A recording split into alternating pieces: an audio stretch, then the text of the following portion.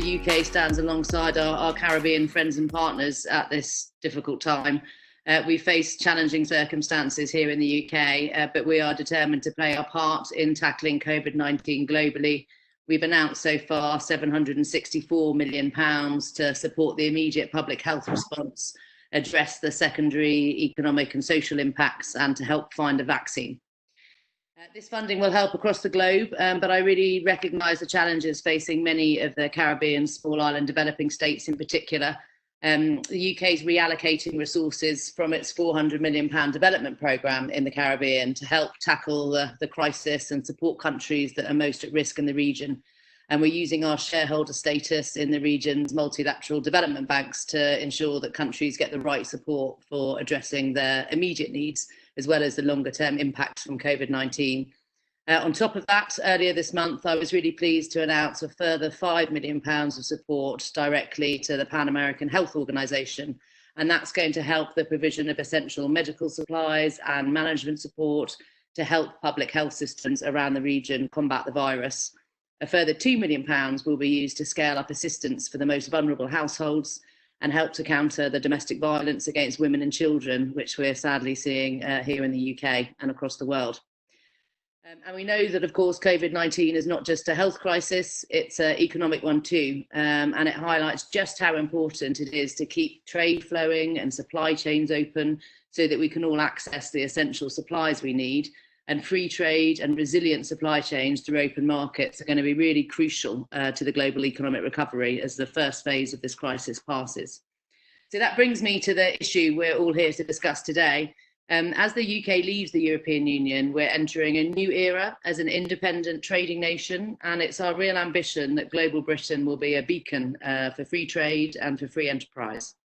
Last week, we announced our new tariff regime, the UK Global Tariff, and in developing that, we balanced our strategic trade objectives whilst maintaining our strong commitment to developing countries to reduce poverty through trade. And we listened to our Caribbean partners and retained many of the tariffs on some of the important products that we import from the Caribbean to maintain the value of our economic partnership agreement.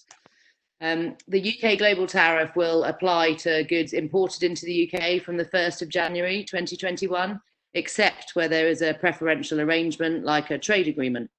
Therefore, the UK Global Tariff will not apply to the CARIFORUM states that are party to the Economic Partnership Agreement, the EPA, between the UK and CARIFORUM. So as the UK approaches the end of the transition period with the EU, ensuring trade continuity is really one of our key priorities. And I'm delighted that 13 CARIFORUM states have signed the Economic Partnership Agreement. And that agreement really provides vital assurance to our respective businesses, our consumers and our investors that trade is going to continue without any additional barriers or tariffs after the UK's transition period. And that means that we continue to get the great Caribbean products we get into the UK and vice versa. But beyond our bilateral goods trade, the EPA also presents an opportunity to chart a distinct course for trade policy between the Caribbean and the UK. And we can and we should be using the agreement to encourage a deeper trade in services, to stimulate investment and to help facilitate the removal of barriers to market access for Caribbean and UK companies. And these issues have only grown in importance in recent times as firms look to trade in new and more adaptable ways. So I'm grateful to the CARICOM Office of Trade Negotiations and the CARIFORUM Directorate and the trade ministers of all the CARIFORUM states who have really represented the interests of Caribbean businesses and played a vital role in ensuring that our trade can continue to grow. The UK and the majority of CARIFORUM states are ready to bring in the Economic Partnership Agreement into effect at the end of this year. I hope those remaining states who still need to complete their domestic processes do so as soon as possible so we can all benefit. And whilst the EPA provides essential market access, we want to do more to promote trade and to stimulate economic development in the Caribbean. And the UK Trade Partnerships Programme will support CARIFORUM states to maximise the benefits of the EPA, to diversify, to increase exports, and of course to create jobs. Now, ITC has been working hard over the past year to consult and analyse and design, and now is the time really to start turning those plans into reality. So we're really excited to hear your views and to make sure that the programme delivers what you need to increase your exports into the UK. In light of COVID-19, we're working closely with the ITC to adapt the UK Trade Partnerships Programme, and it's more important than ever, as I say, to keep trade and supply chains open in the short term, building resilient export capacity and finding effective and innovative ways of getting Caribbean products to new markets, including promoting e-commerce. So as the long process of economic recovery begins, this programme support for EPA implementation, for improved trade and market information, and for export promotion in growth sectors like specialty foods and creative services can really support the much needed diversification and also deepen our trade relationship as we work together to overcome these new challenges. So I know the next 2 days of conversations are going to prove very fruitful. I look forward to hearing your thoughts on really how we can achieve our common goals and forge a closer and more mutually beneficial relationship. Thank you very much. Thank you, Baroness Shock, for that reaffirmation of the United Kingdom commitment to the Caribbean. Now we are going to hear Alison Francis, on behalf of Mr. Anthony Bradshaw, Officer in charge of the Caribbean Export Development Agency, which is the CARIFORUM regional entity for export and investment development and promotion. Okay, good morning, ladies and gentlemen. On behalf of Mr. Anthony Bradshaw, Officer in charge of Caribbean Export, who unfortunately has a previous commitment at this time, thus unable to participate, the agency is very pleased to work closely in collaboration with the ITC team in the implementation of this project. Caribbean Exports has a successful history in supporting the development of the private sector and the export of value-added products, such as our specialty food into the region, US and the EU, as well as our pioneer work on exporting services, especially the cultural and creative industries, which, as you know, is a major component of the project. Importantly, also, in many aspects, but central to ensuring the complementarity of what we are doing and not duplication, it is important that we are working together. Caribbean Export also want to take this opportunity to thank DFID, UK Aid, and ITC for working with the region as we continue to implement the CARIFORUM EU EPA, and more importantly, in this context, to focus on the UK CARIFORUM EPA. Caribbean Export, in collaboration with the GIZ, had undertaken several workshops over the last 2 years with the public and the private sector, addressing opportunities under the CARIFORUM EU EPA, and have also developed several videos on different aspects of the agreement to increase awareness. So we hope that we can continue to do so as we work together on the project. In Caribbean Export's work in the services sector, particularly the cultural and creative industries, where the focus has primarily been in the areas of music, animation, film, and fashion, we have noted that the creative sector is an area with extraordinary wealth and talent, which still needs to better realize the promises of the cultural protocol of the Economic Partnership Agreement. This requires more work from all parties to better define the actions and to ensure the greatest possible impact and sustainability. As developing partners working on increasing the competitiveness of the private sector to better integrate into the global economy, particularly during this very trying time, it is important to work with the region in ensuring that the priority sector selected reflects the priority of the region. This program is timely and can make a significant contribution to the region's efforts to recuperate from the COVID-19 pandemic effects in a way that is sustainable, resilient, and that helps our goods and services thrive and take real advantage of the two EPA agreements with the EU and the UK. While as a region heavily dependent on tourism, which is a service sector, I'm of the view that the resilience of the region can be facilitated by other services sectors.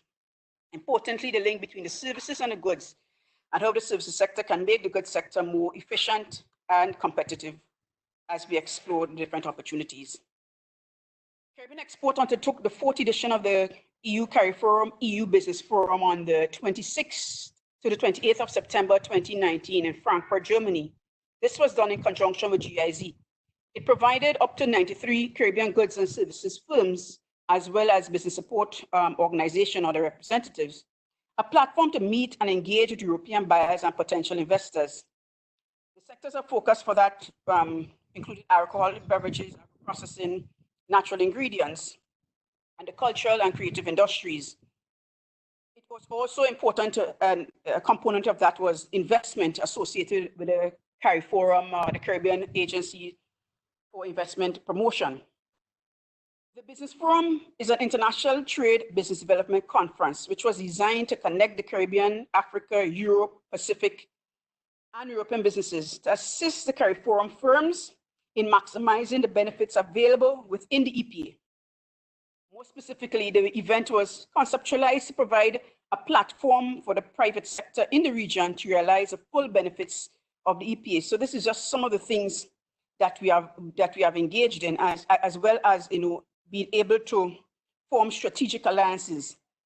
In the Business Forum, we had approximately 20 artist firms from the music, film, and animation sector representing the region.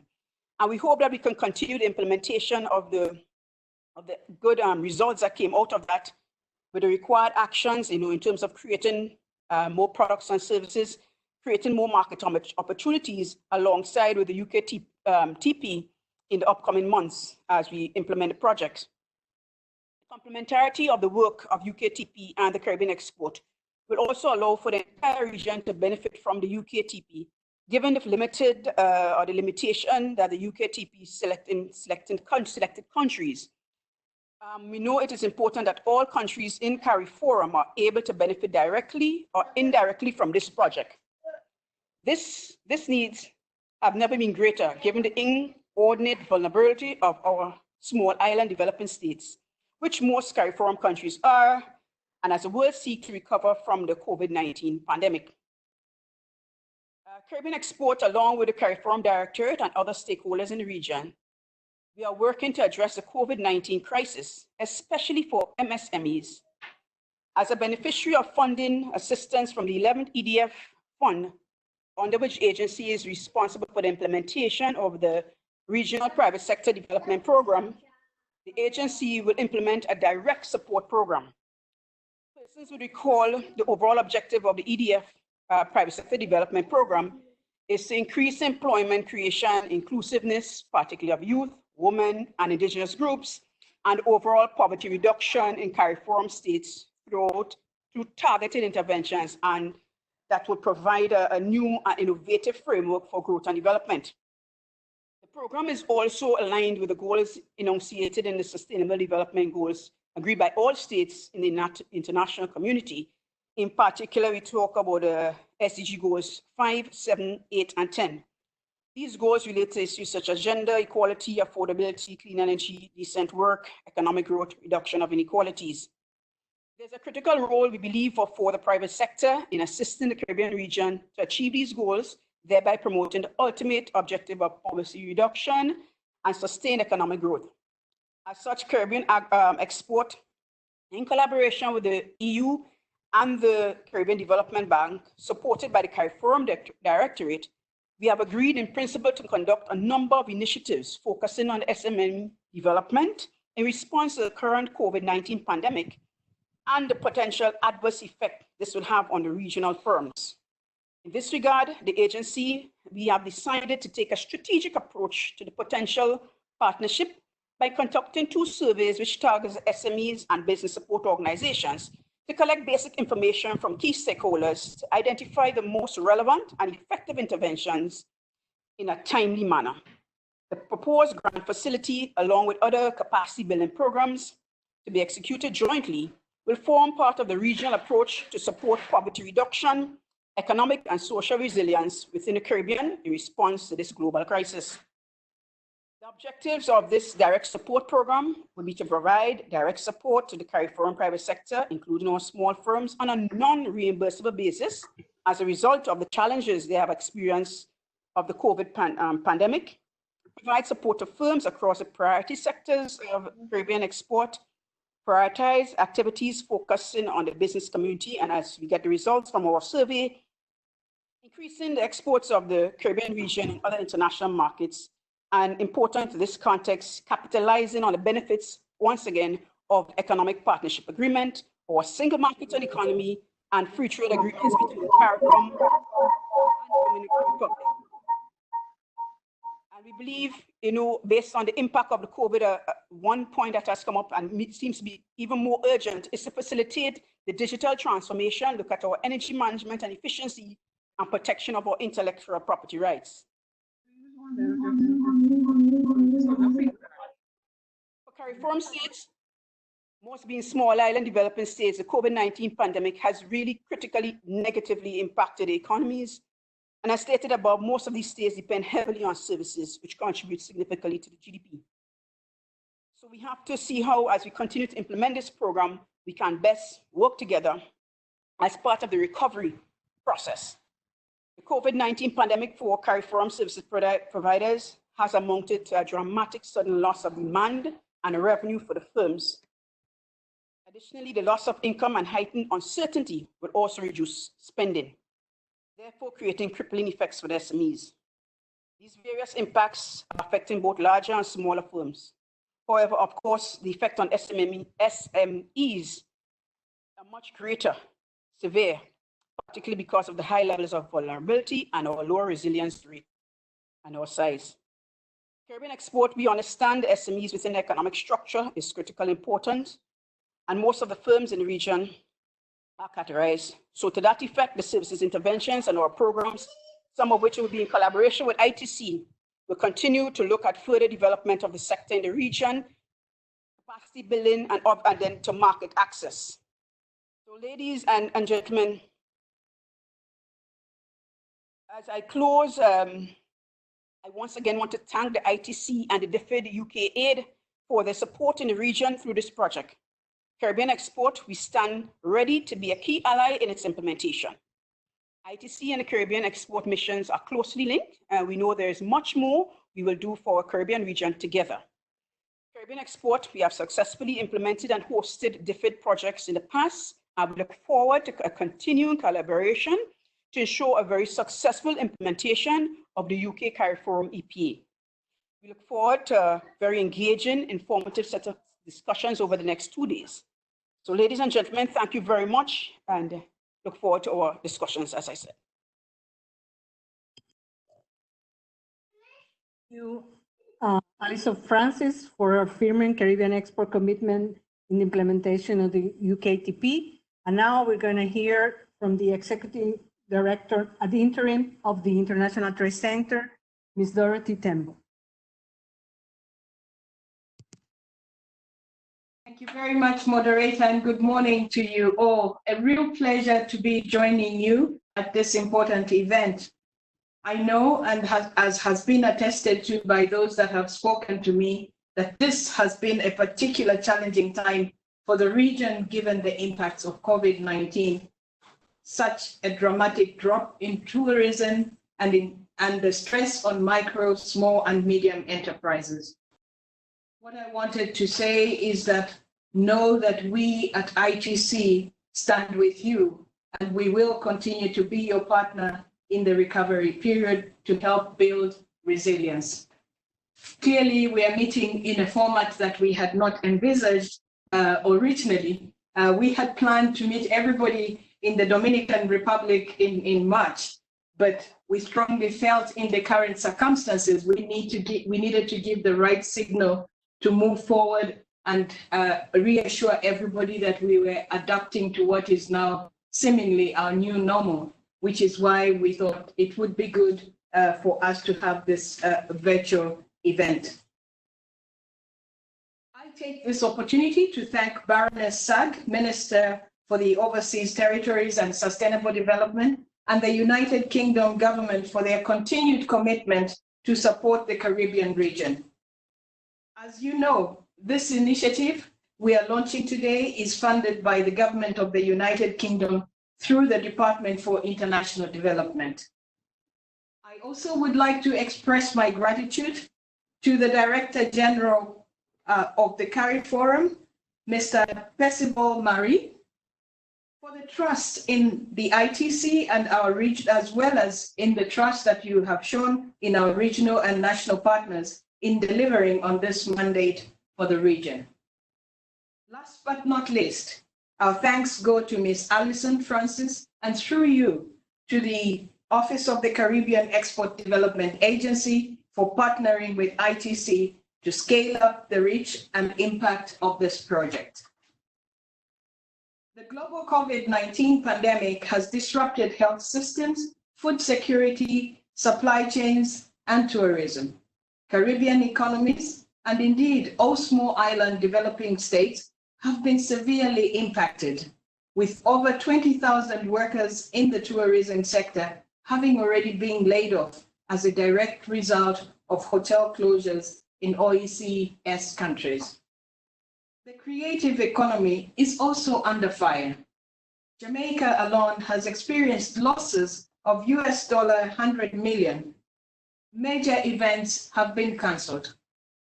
Reggae Sumfest, which has been cancelled, had an estimated revenue impact of $1 billion Jamaican dollars, equivalent to United States $75 million. In 2019, approximately 10,000 people visited the island for the week-long festival. In Dominican Republic, more than 500,000 private sector employees have been asked to stay home in only 1 month. In Barbados, the Crop Over Festival, the largest tourist draw in the calendar, has been cancelled. On the other hand, we also know that most SIDS are middle-income countries and do not therefore benefit from preferential access to finance or support, regardless of their level of vulnerability. This is a big challenge for the region. It is reassuring, therefore, to note that decision makers in the Caribbean region are stepping up to address these issues. They are closely monitoring impact and gaps and putting emergency frameworks in place to relieve citizens and businesses. Enterprises and communities in the CARIFORUM region, already dealing with effects of the climate crisis and the pressure of low export prices, are also taking emergency measures for resilience. Alongside this, we also have seen preparations for long-term strategies to regain competitiveness. Together with its regional partners, ITC, through its Alliances for Action intervention, is working to help build the region's resilience and shocks, such as those that we have experienced as a result of this pandemic.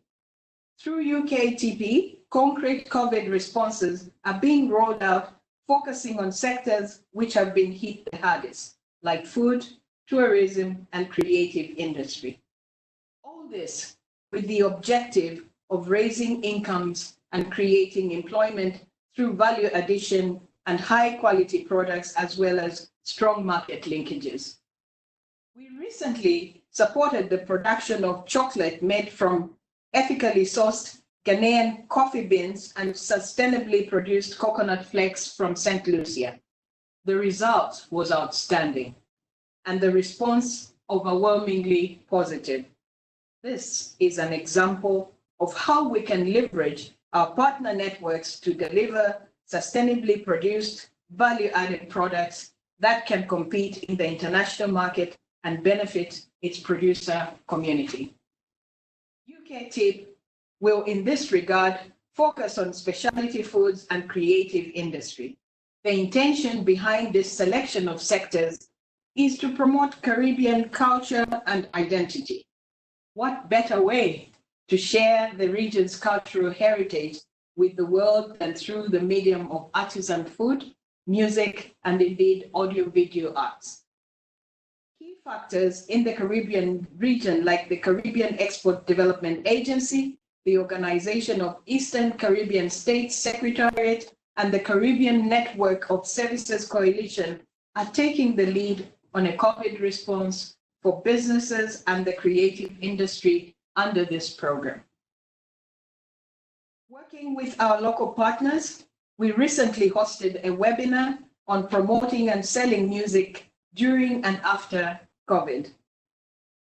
There was a very high participation, and we also, from that, were provided with very useful insights and tools from leading figures in the region's music business. Going forward, we aim to diversify exports within the specialty food and creative sectors and create greater linkages with the recovery of the tourism industry and retail and the wholesale markets.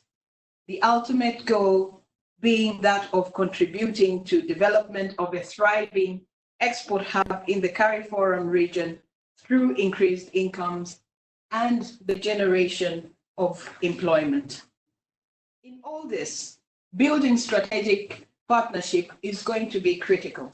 For example, the Alliances for Coconut Industry Development for the Caribbean project, implemented in partnership with CARIFORUM, has catalyzed investment and ramped up productive and commercial capacity amongst beneficiaries.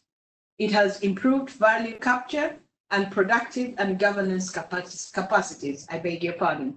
Concretely, we have reached over 2,000 farmers and leveraged over 40 million United States dollars of pledged investment for the industry. We are now kicking off phase 2 of this project, which aims to replicate the successful partnerships model across the Caribbean region and scale up impact through the Alliances for Action model by adopting an inclusive and participatory approach. While there is no overnight solution to the problems posed by the current crisis, we can find ways to adapt to this new normal and to mitigate any further damage. Economic stability, food security, and sound infrastructure are the first stepping stones to increased resilience and must be addressed. But let's go further and think of a long-term growth rather than just getting through tomorrow.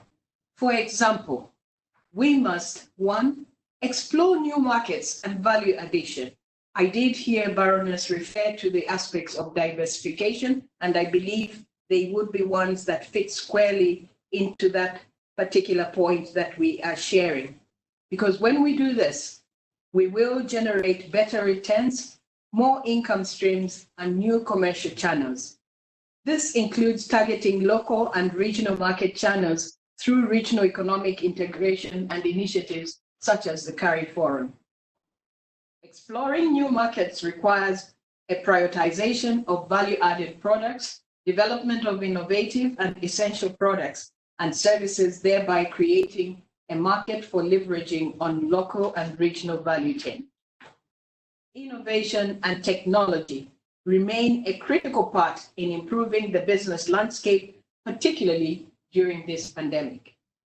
MSMEs ventures into digitalization and e-commerce trigger significant increases in productivity.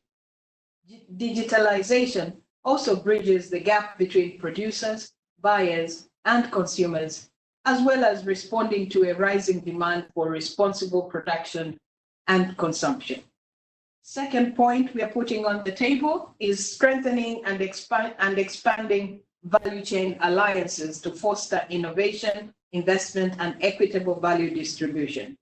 This, we believe, could help firms and entrepreneurs become more efficient, scale up productivity, and increase incomes. A relationship of trust and transparency between buyers, producers, and value chain operators can also reduce the asymmetries in the distribution of profit. Support and reinforcing the music and creative industries is one that also remains very cardinal to this in this work that we undertake. If we are truly to promote the region, we must provide support in areas of marketing, branding, and export of services and products to ensure that the message that goes out truly does justice to the rich Caribbean culture. Let us not forget, though, that while boosting exports is an opportunity for the Caribbean region to increase its footprint in the global market, it is also an integral part of the Caribbean heritage, which we are proud to share with the world. We are bringing more than just products and services to the global market.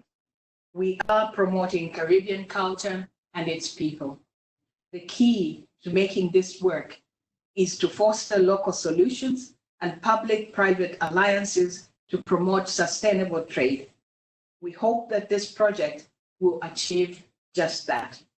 Be rest assured of our support, and I hope that in the very near future, I'll be able to see all of you in person and to meet those important farmers and entrepreneurs on the ground that are really driving this change. Thank you very much. Thank you, Ms. Tembo, for that vision of the joint future for the Caribbean. And now, last but not least, certainly, is Mr. Percival Marie, Director General of the CARIFORUM Director within the CARICOM Secretariat. Good morning to everyone. Honorable Minister, Executive Director of the ITC, Alison Francis of Caribbean Export, colleagues. It is very my pleasure to address this short opening ceremony on behalf of CARIFORUM. I will be very brief in my comments and will assist in trying to get back on schedule. Let me first express my thanks to the government of the United Kingdom, the ITC, Caribbean Export, and all the partners who have been collaborating in the design for implementation of this in the Caribbean. As you're aware, CARIFORUM of the UK was first signed in St. Lucia in March 2019. At that time, not all CARIFORUM states were able to sign the agreement. That position is all states have now complied with the signing and related provisions of the agreement. In addition, so far, Antigua and Barbuda, Guyana, Jamaica, and St. Vincent and Grenadines have formally notified readiness provisionally apply or ratify the reform. I should take this opportunity to urge all other states. Excuse me, Mr. Marie? Yes. Yes, you're hearing a little bit, you're breaking up a little bit and hearing a little bit far, maybe closer to the microphone.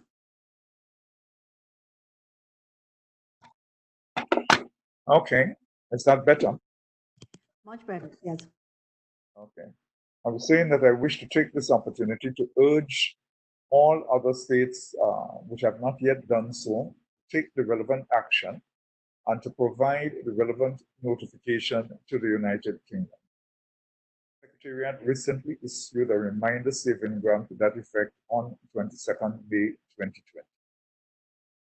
The UK, as you have been advised, is providing £5 million sterling to support implementation of the CARIFORUM UK EPA.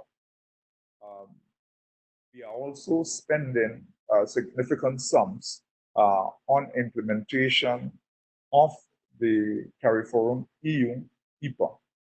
We welcome the assistance of the Government of the United Kingdom and look forward to the provision of support to all CARIFORUM states through implementation of the project.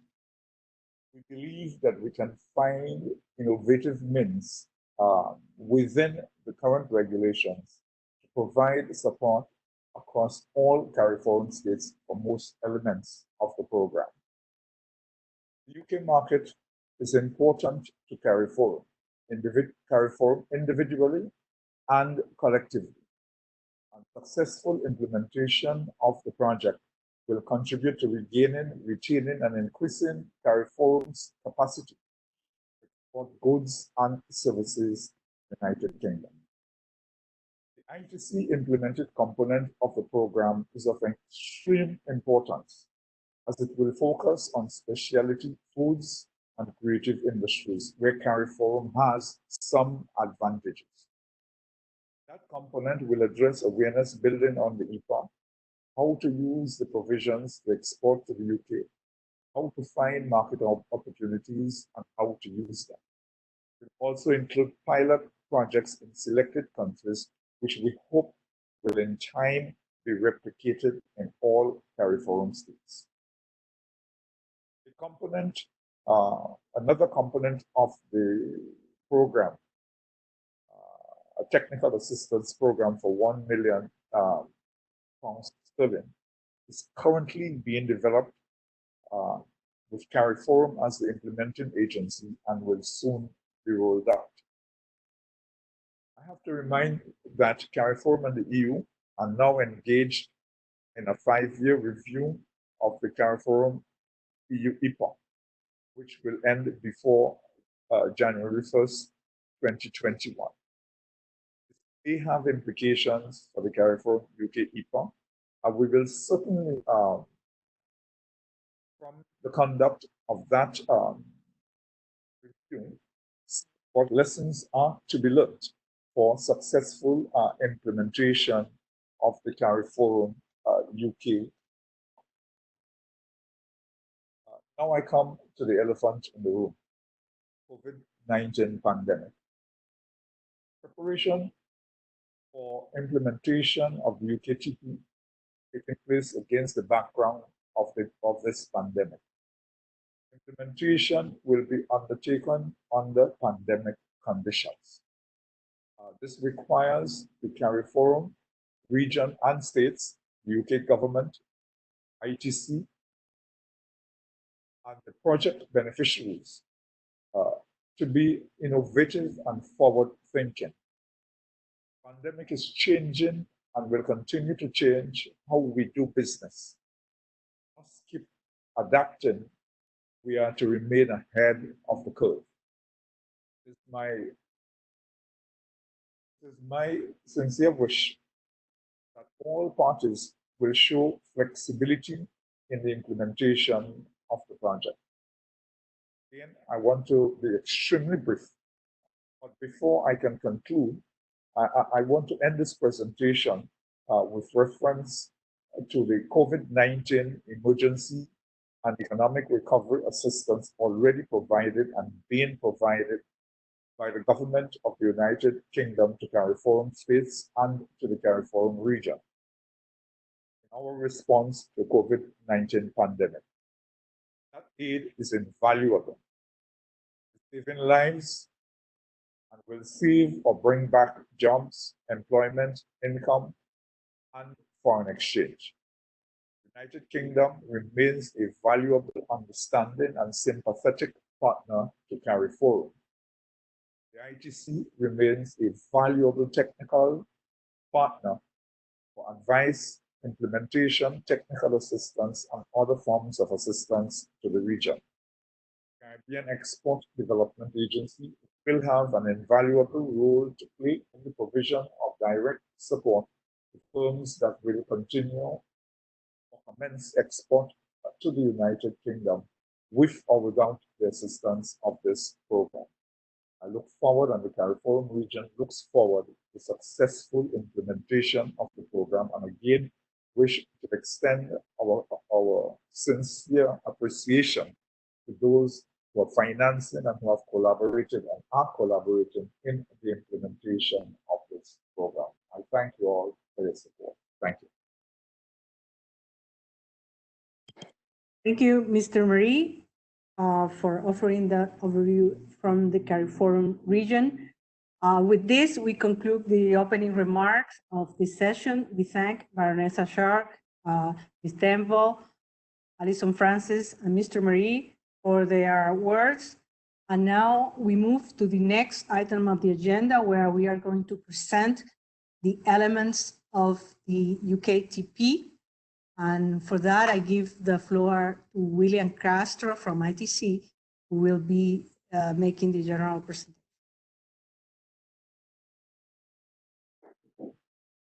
Thank you very much, Diana. So let me just share my screen.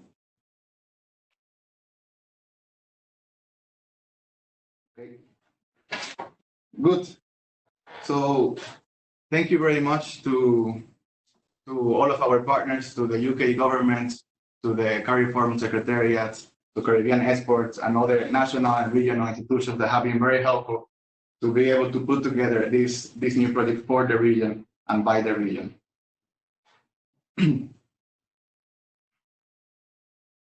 So let me just give you a brief overview of what are the different objective activities and desired impact that we will achieve together under this UK Trade Partnership Program, especially in the CARIFORUM region. Just to say that this is a global program that ITC is implementing in countries in Africa, Caribbean, and the Pacific. But of course, the pilot in the Caribbean is very special to us, and especially to me, of course, because I come from the region as well. The main objective of this program is to promote trades with the UK under the system EU with the EPA, the Economic Partnership Agreement, and then in the CARIFORUM UK EPA that will come into force next year. This project is funded by the United Kingdom from the Official Development Assistance funds, and it would extend until December 22. And then, of course, it's very important to stand out that this will be implemented with the ITC Alliances for Action approach, which is a partnership approach inclusive and that will align to CARIFORUM priorities and objectives. Where go? Okay, sorry, something. So as I mentioned, the main objective of this project is to increase export to the United Kingdom and the European Union, and of course with that to support and create jobs in the region. It has two main objectives basically. So one is to increase the transparency and the accessibility of trade information for the market operators in the region, and then also improve the competitiveness of export-ready companies, strengthen the capacity of support institutions, and activate market opportunities at the local, regional, and international levels. And of course, here we want to stand out, of course, that this is a regional project, and we are going to have a regional approach for exchange of best practices and peer-to-peer learning. Then, as I mentioned at the beginning as well, it's not only within CARIFORUM, but also with other Africa, Caribbean, and Pacific countries. Sorry.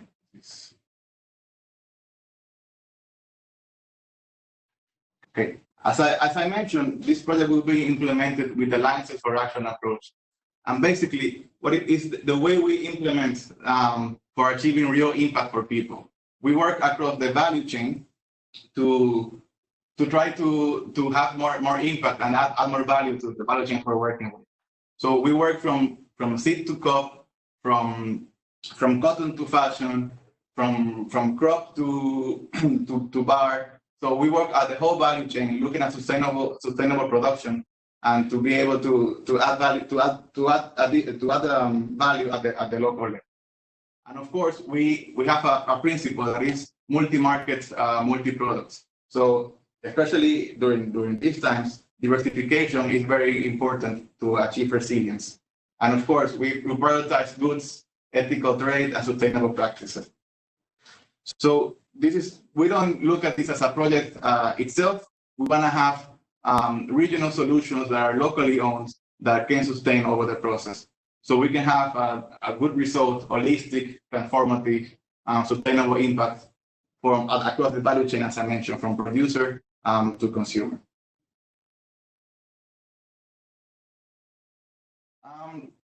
The project has overall five activities, which we will explain in detail during the next slides. But as I mentioned, there are two big components.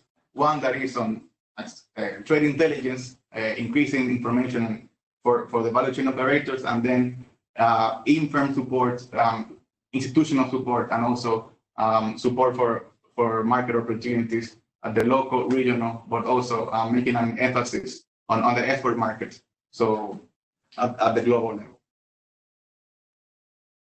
So Diana, if you allow me, I will pass the word to my colleague, Mathieu Leridan, that he will explain further information on the trade intelligence component. Please, Mathieu, over to you.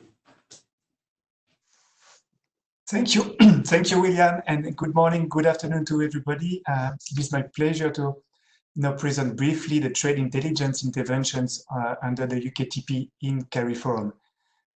So as we rightly said, William, there are 2 outputs out of 5 that are dedicated to trade intelligence interventions across the 14 CARIFORUM countries that have already signed the EPA agreement. Despite the situation with the contracting trade with the UK and with quite pessimistic forecast due to the crisis, we foresee some good hope in terms of export potential between UK and CARIFORUM in the futures, looking at the medium and long term, of course. Our estimations say that there is a $10 billion untapped export potential for the whole regions across the world, of which almost 500,000 will be with the UK and another 500,000 within the Caribbean region. So another question is rather why this potential hasn't been reached yet. And next, please. One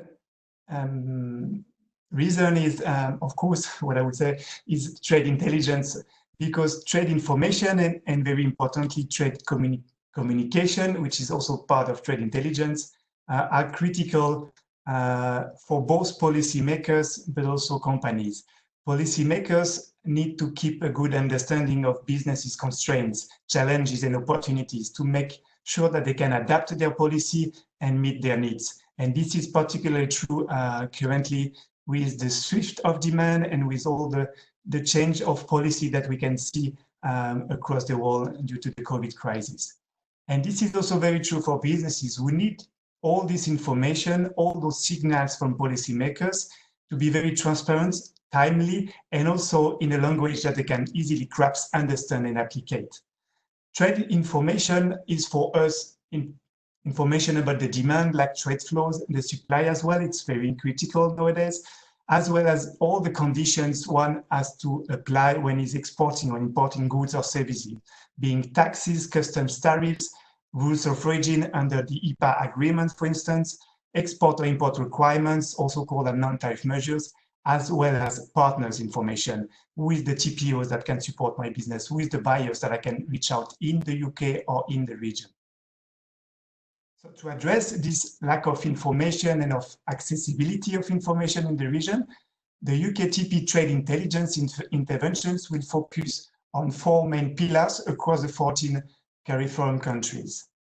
First, improving trade information to have a solid base to which we can then build the different other operation interventions, being strengthening capacities for full comprehensive dissemination of this information, the identification of obstacles to trade to make sure that the businesses has brought to the policymakers' attention, who can then adapt and reformulate their policies also with regard to trade information, and ensuring that there is a efficient monitoring of the business environment in the long term on a daily basis, so companies and policymakers can keep on the dialogue, which is essential for prosper growth of trade. So looking a bit deeper into the different pillars, improving trade information for us means, first of all, improve the coverage of the information. Looking at ITC tools, as some of you might know, ITC has been developing since 20 years, I would say, powerful market analysis tools which provide timely information on different aspects, being trade flows, tariffs, regulatory requirements, taxes, rules of origin, business contacts, and so on. This information is integrated in the tool and freely available to all countries in CARIFORUM and all businesses. Nonetheless, as we look at the coverage of this information, even though we have information for most countries, we have many different data gaps. None of the countries have full coverage in terms of type of information, and none of the information is also comprehensive across the different countries. So one of the main objectives of the trade intelligence interventions will be to turn this map into a fully green map, meaning all information will be available for all countries, and this will be sustained in the long term. So after the project life, this will continue to be all green and information will be driven to the business sector. Second, it's about improving accessibility. Improving trade information is not only about having good data, but having data that is reaching out the target users, meaning companies, exporters, or even producers. And for that, we have a meaningful online platform that already exists and that can support all these wealth of information, being ITC tools that I just mentioned, or being regional or national tools like the Trade Information Portal of Jamaica or Bahamas. Many countries in the regions have already very nice websites that can be even more enhanced with trade information that will be collected through the UKTP. Second pillar is strengthening the capacities. With good data, we also need to ensure that it goes to the business community. And the business community also need like multipliers in the regions and in the countries to build these capacities across the years and across the different sectors and type of businesses. So we will run out a series of workshops on the available tools providing market information and on the market analysis, as well as EPA benefits and usage, with selected government officials and trade support institutions that will then be able to replicate these trainings and promote, inform businesses across the regions to make sure that the awareness and understandings about market access has been improved. Moving to business environment, it is very critical to have on one side the information and make sure that this information is made available to the companies. And the other side, it's really important to ensure that the businesses keep a constant and continuous dialogue with the policymakers to first drive their concerns, if any, about changing regulatory environment or new temporary measures related to COVID-19, for instance, but also to make sure that the policymakers can adapt their policies. So for that, ITC trade intelligence interventions will have two main activities. The first one is about making sure that we know what obstacles to trade businesses are facing within the region, and in particular with the UK as well. We will be running a regional business survey with exporters and importers of goods and services across the 14 countries on the potential regulatory and procedural obstacles they face to the UK market, as well as within the regions and the rest of the world. This information will be analyzed and lead to a set of recommendations that could then be taken over by policymakers in regional instances or national institutions. To make sure that this continues in the long term, we will be implementing a monitoring mechanism of the business environment to keep the dialogue between policymakers, public institutions, and the business sectors, to have an easy mechanism for businesses to report any type of obstacles they face, being regulatory or not, being related to COVID or being related to some lack of information, and allow also policymakers in the other way to provide timely information and build on that to make sure that this information become useful, become a powerful tool for companies to face the challenges they may face. Those different activities will lead to two main results. First, we expect firms and institutions to be more aware and understand better how to use the EPA preferences and the market conditions above all, to improve market information that will be disseminated through local, international, and regional websites, as well as to improve skills of local institutions and agencies to make sure this information is well disseminated to those who need it. And the second result is about making a business environment even more transparent than what it is now, in particular on trading with UK. Thanks to the business survey that we will be conducting across sectors and across countries, and also thanks to the mechanism to monitor, identify, and remove obstacles to trade that will be set up at the regional level.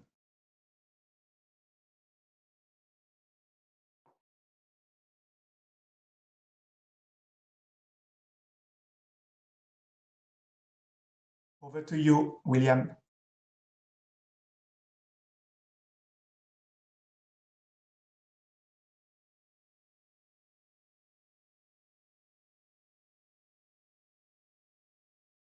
Since you're muted. Okay, thank you, Matthew.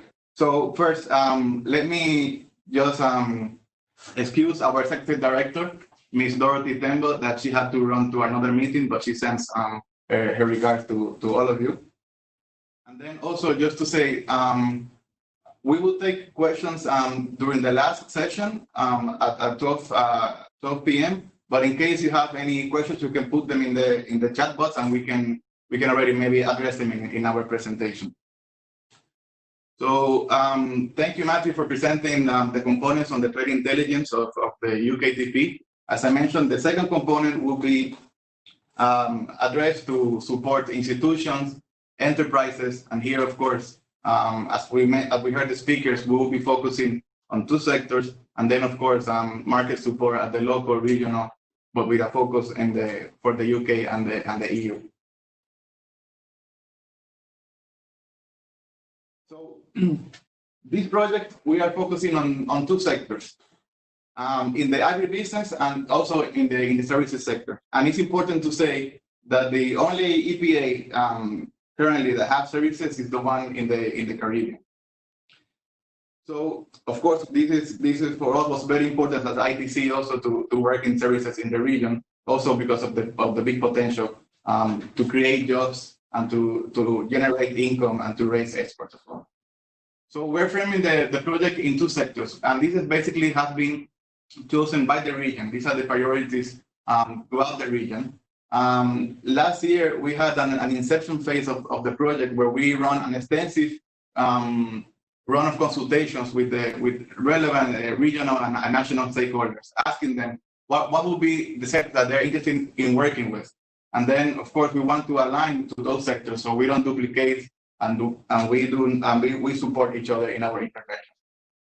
So one sector is specialty foods, which could be a broad concept or term, but here we wanted to, the idea of this was to highlight the value addition at the region. So it's working with agricultural products that add value at the local level. And here we can refer to organic production, for example, of cocoa and banana, or we can work with condiments and sauces that I have very good in my house every day. And then, of course, spices, for example, like nutmeg in Grenada and many others. So the idea is to add value at the region, and then also look for niche markets to export to the UK and to the European Union. And then within the services sector, we consulted the region and decided to work within creative industries, and specifically in music, film, and animation. Just to say that, of course, we have also received interest to work, for example, in fashion or in handcraft. But from the consultations, we decided to focus on those, not to spread across a lot the interventions of the project and be a bit more concentrated. So, of course, this is a CARIFORUM project. We will work for the CARIFORUM region and adapt to the regional priorities. And then after consultation and then deciding for within the sectors and also looking to find the countries that have more the export potential, we decided to concentrate our support and select companies specifically, of course, from the OECS islands, of course, to pay attention to the smaller islands and to increase their export to the UK and the EU, and then also in Dominican Republic and in Jamaica. But of course, as I mentioned in the beginning, this is a regional project. We will be working in a regional approach to try to target all CARIFORUM countries. And then, of course, as Matthew mentioned at the beginning, the trade intelligence component will be implemented across all the 14 CARIFORUM countries. And then, of course, here comes the importance of our regional partners.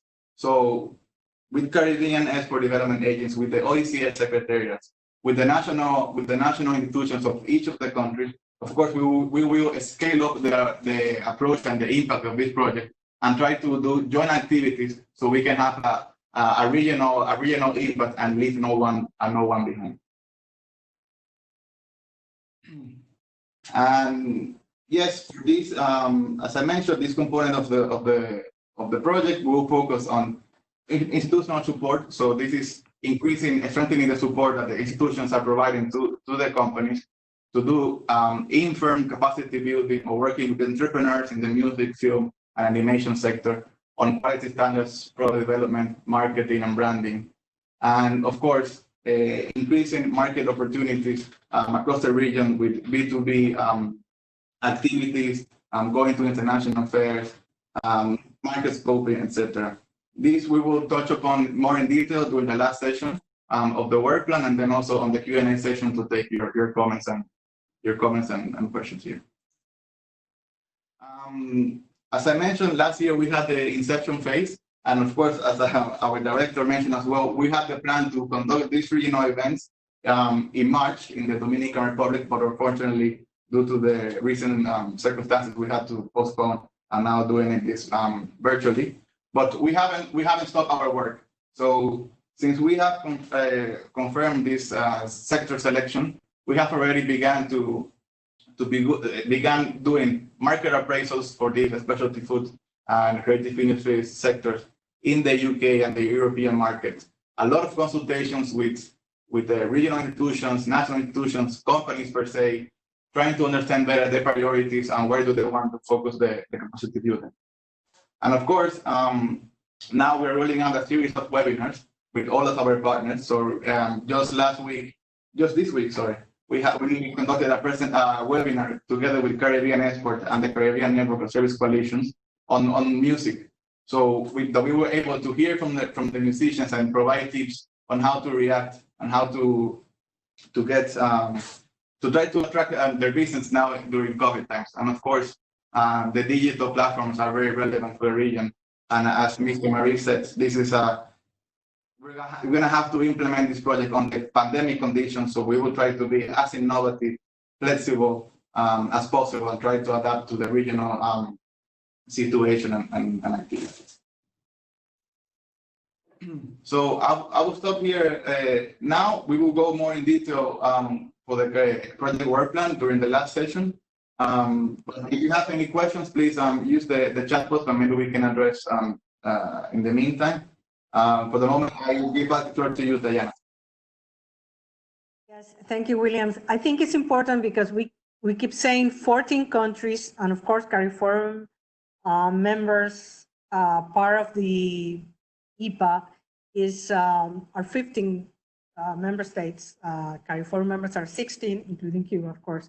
And then, so just make sure that Haiti has not signed the EPA, and that's why Haiti is not part of the countries, and we keep saying 14 countries. But that doesn't mean, like previous speakers have said, that Haiti will not benefit because, of course, Caribbean Export is involved. Like when we were planning the meeting, the regional meeting in the Dominican Republic, we were discussing with Caribbean Export under the binational program to have people from Haiti coming, especially for the market intelligence training, which they can access through that. So although we're talking about 14 countries, it doesn't mean that Haiti will not receive some support, especially for the market intelligence component.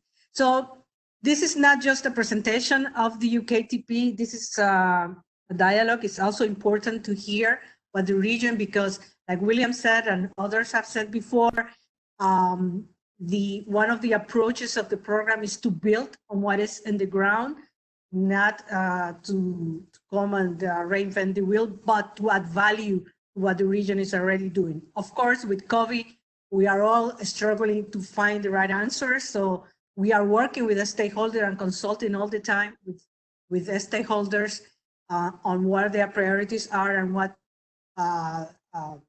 actions can we take, and trying to be as flexible as possible, as Mr. Marie asked, on the implementation. So we have asked some people across the national and regional entities to make some presentations on what programs are they implementing. Some has said that they wanted to say some more, so we are going to call on them. But the others, of course, are free also to make a presentations. So if you want to the floor so that you can make some remarks about what you're doing at the national, regional, also regional level. We would be happy to give you the mic, but we are going to start with the CARIFORUM Directorate. So I'm going to give the floor to Kari Dani Kujinen, the officer in charge of the Development Cooperation Unit at the CARIFORUM Directorate, to talk about the projects at the regional levels. Karen? Thank you, Diana. I will share some content. Let me know if you can see the presentation. Huh?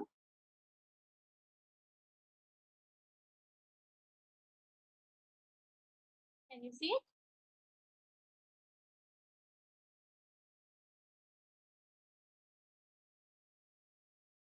We cannot see the presentation, no.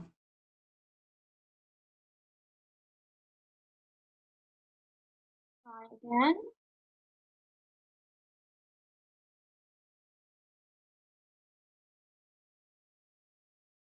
Okay, I will continue. And try to get it up as I go through. Observing all protocols. Good day, ladies and gentlemen. Today, on behalf of the CARIFORUM Directorate, I am pleased to provide general details about the CARIFORUM component of the UKTP program and also about regional programs which have synergies with that CARIFORUM UKTP component. Let me start with some general information on the CARIFORUM component.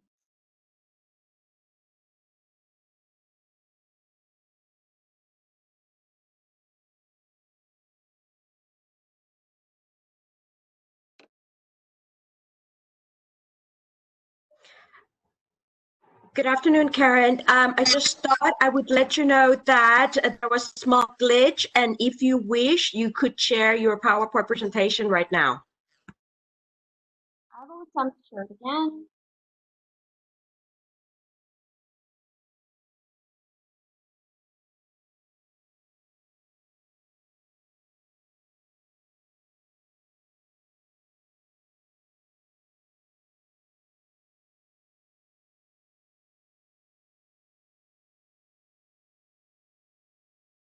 Taking a bit of time, load.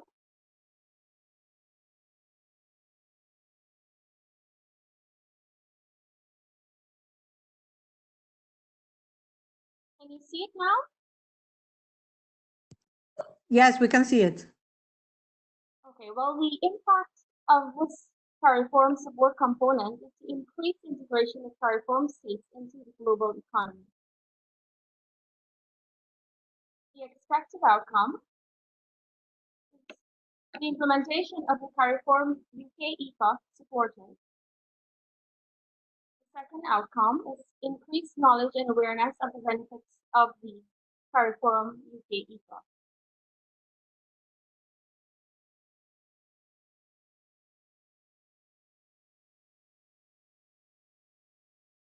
We also have immediate outcomes.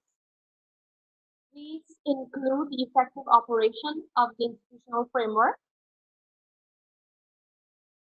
an equipped CARIFORUM Directorate to coordinate project implementation, priority measures to transition to the EPA address, knowledge and awareness among stakeholders such as civil society, private sector, academia, and Caribbean citizens on the benefits of the CARIFORUM UK EPA.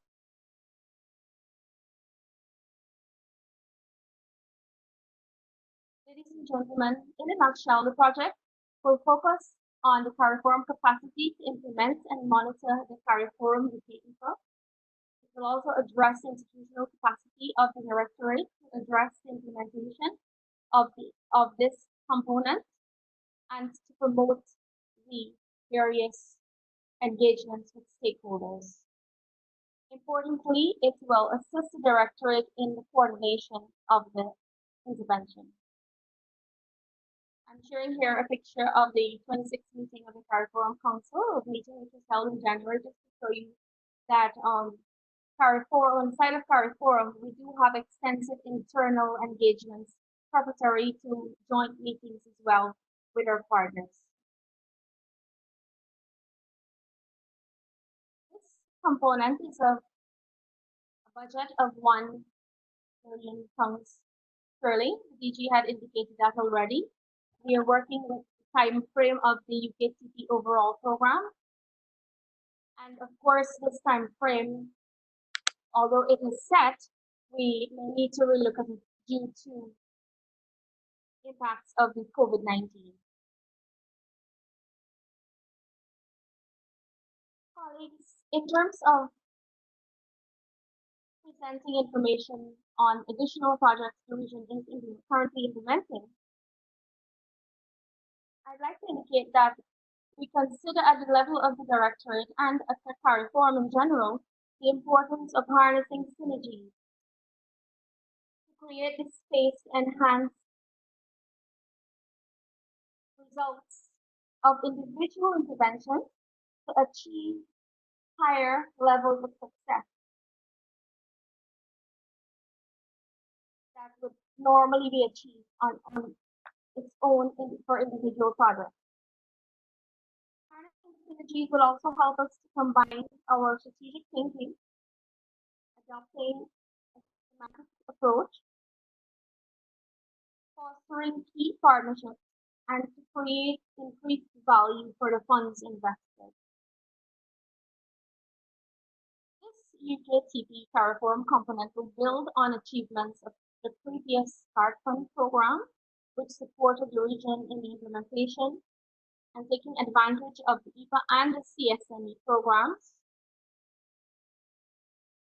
It will also build on various EDF and other programs which contributed directly and indirectly to increasing the capacity of CARIFORUM states to seize the opportunities offered by the EPA.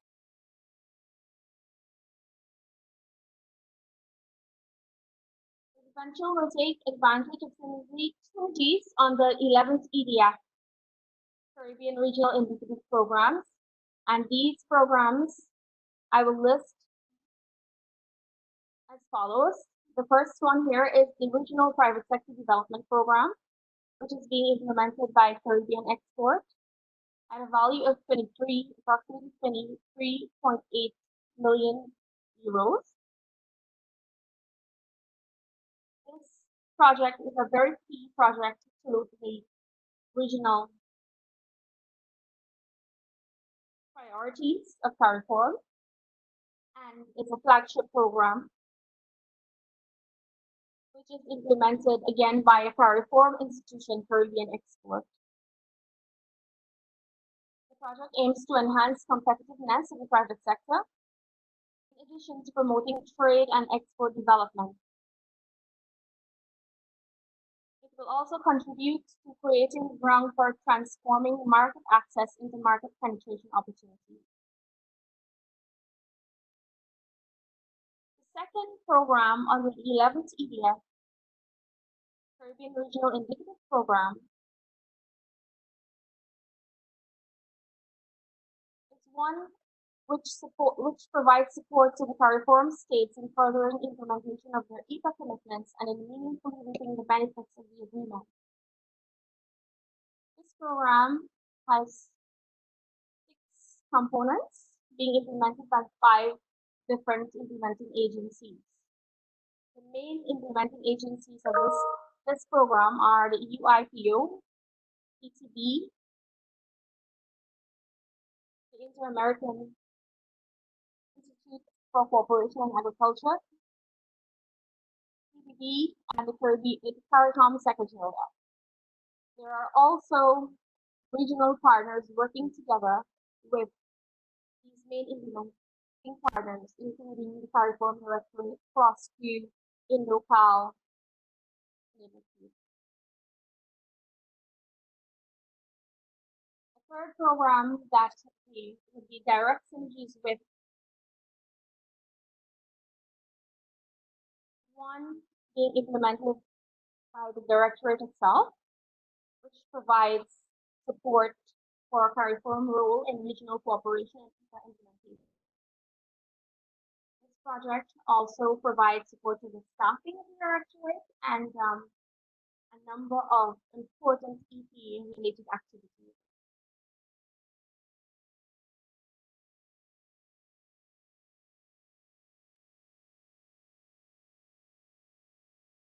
The fourth program is a strengthening framework for CARIFORUM framework and cooperation process. This provides largely support to the CSME and is being implemented by the CARIFORUM Secretariat. We also have a program promoting regional integration in the OECS being implemented by the OECS Secretariat. Colleagues, you will see the values of the programs indicated in the slides.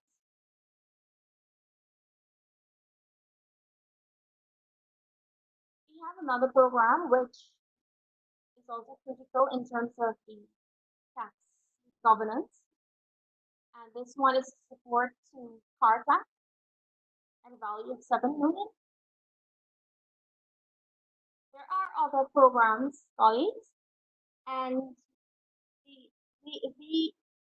Regional Indicative Program has a number of programs on the 3 thematic areas, including climate change and sustainable energy, crime and security, regional integration and economic cooperation. But I would not mention those as they are not as significant as the 6 mentioned previously. In terms of the private sector development program, this one commenced in 2017. And as you are aware, based on the presentation presented by Alison of Caribbean Export, the project is critical to CARIFORUM meeting objectives. Increase employment creation, inclusiveness, particularly for youth, women, indigenous groups, and reduce overall poverty in CARIFORUM states. This program has 3 main objectives. 1, to build private sector capacity at the firm level to increase export competitiveness. 2, strengthen BSO capacity to provide greater support to the private sector. And 3, strengthen regional mechanisms aimed at promoting effective public-private dialogue to develop a more effective business enabling environment.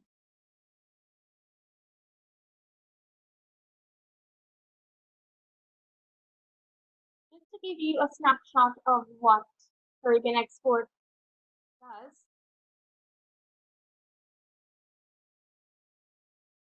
the agency works in 9 main priority sectors.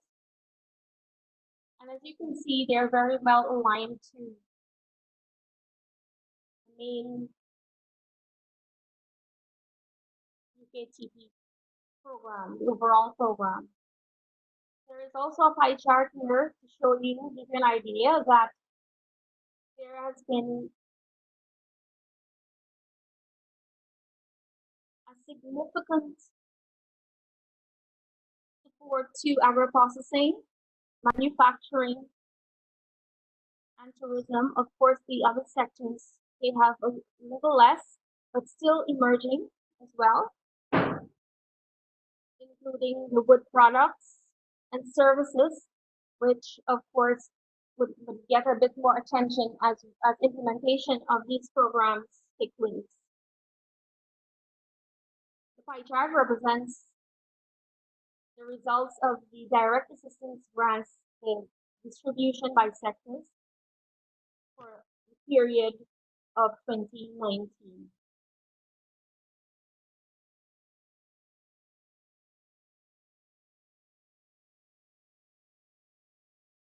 The second program, which deals with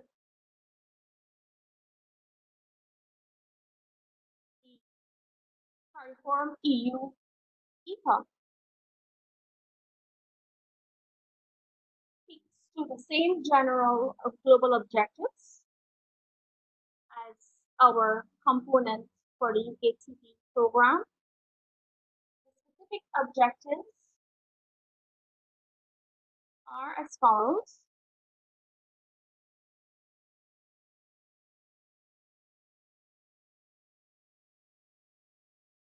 In terms of the first component, we have for the innovation and intellectual property rights, it is strengthened enabling framework that stimulates innovation and competitiveness of the private sector. The second component, which speaks to sanitary and phytosanitary measures. The result is to increase compliance with international technical regulations, standards, and procedures, and sanitary and phytosanitary measures in CARIFORUM states. As you can see, component 3, also critical, relates to the technical barriers to trade.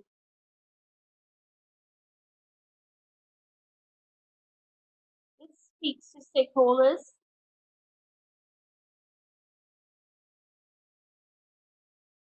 in the key areas that have been supported to solve their quality-related challenges to improve UI services. And of course, the technical barriers to trade is even more important now dealing with the COVID-19 situation.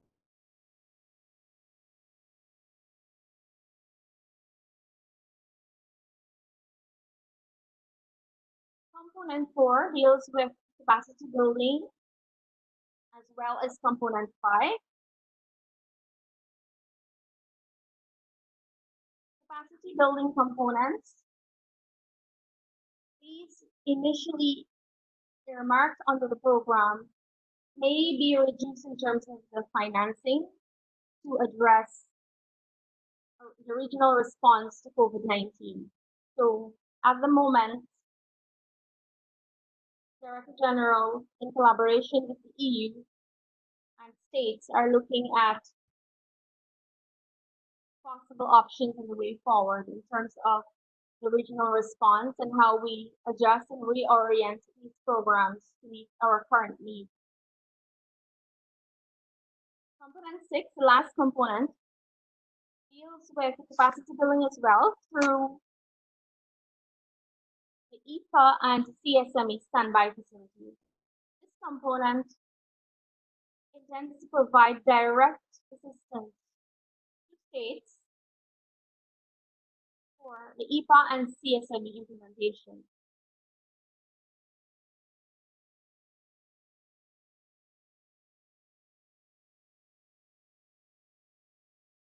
Colleagues, this EPA program critical and has across the entire program on all 6 result areas has clear synergy with the UKTP program.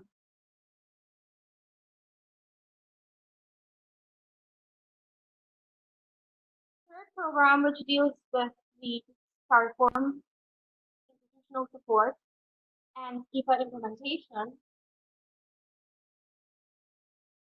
aims to strengthen the regional cooperation and integration processes,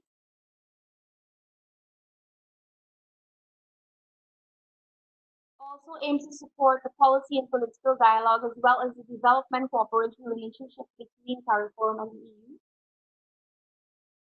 and to support implementation of the CARIFORUM EU EPA. As indicated, the project will focus on the 4 areas, including supporting CARIFORUM's capacity to implement and monitor the EU CARIFORUM EPA.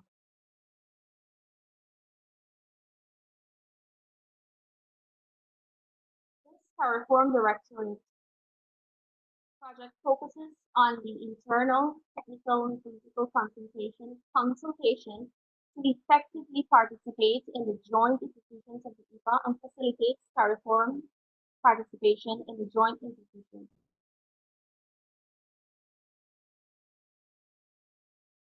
It also addresses, to some extent, knowledge awareness,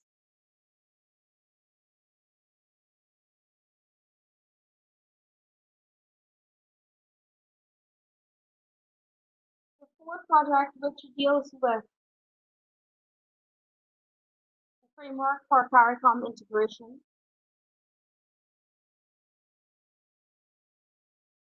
has an overall objective to strengthen the framework, as the title indicates, for integration and cooperation.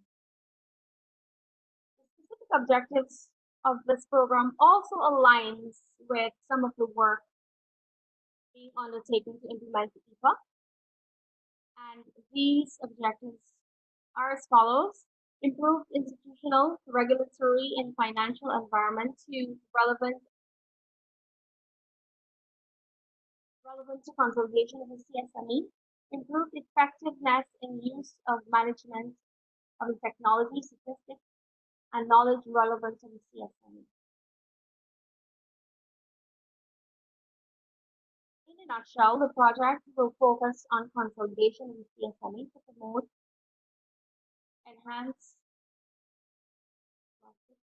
resource, financial inclusion in CARICOM states within the context of a modernized regional financial market infrastructure, promote a coordinated approach to addressing tax avoidance practices, strengthen the regulatory environment for business and labor, improve the capacity of CARIFORUM states to develop their services and investment liberalization offers, improve ownership of the CSME through an enhanced young professionals and skilled workers program to determine the opportunity cost of a non-CARIFORUM, and enhance regional economic development through improved arrangements for better decision-making and implementation.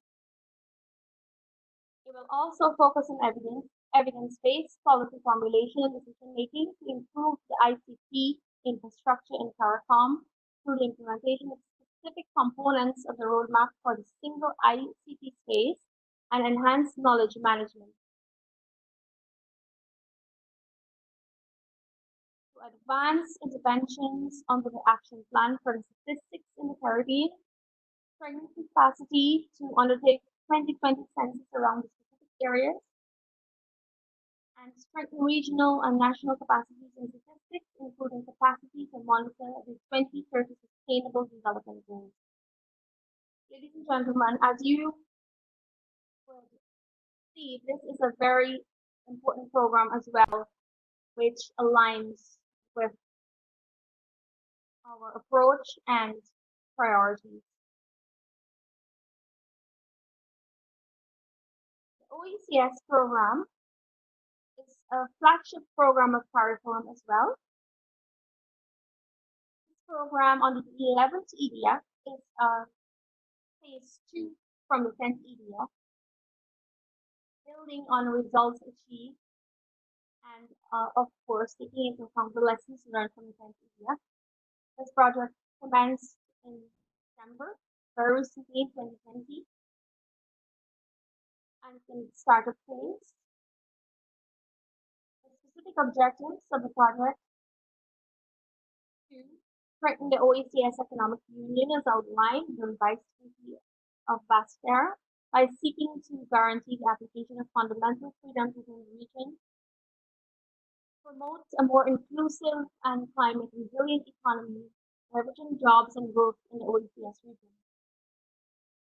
Some of the outputs anticipated are the free movement of persons, citizens, and workers within the OECS countries. OECS customs, duties, and restrictions are more harmonized and better implemented. Promote more inclusive and climate resilient economy, leveraging jobs and growth in the OECS region, and OECS capacity to create investment in jobs in benefit of the population.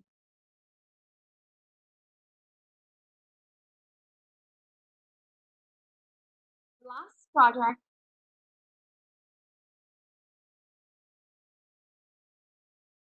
commenced in January 2017, like the original private sector development project.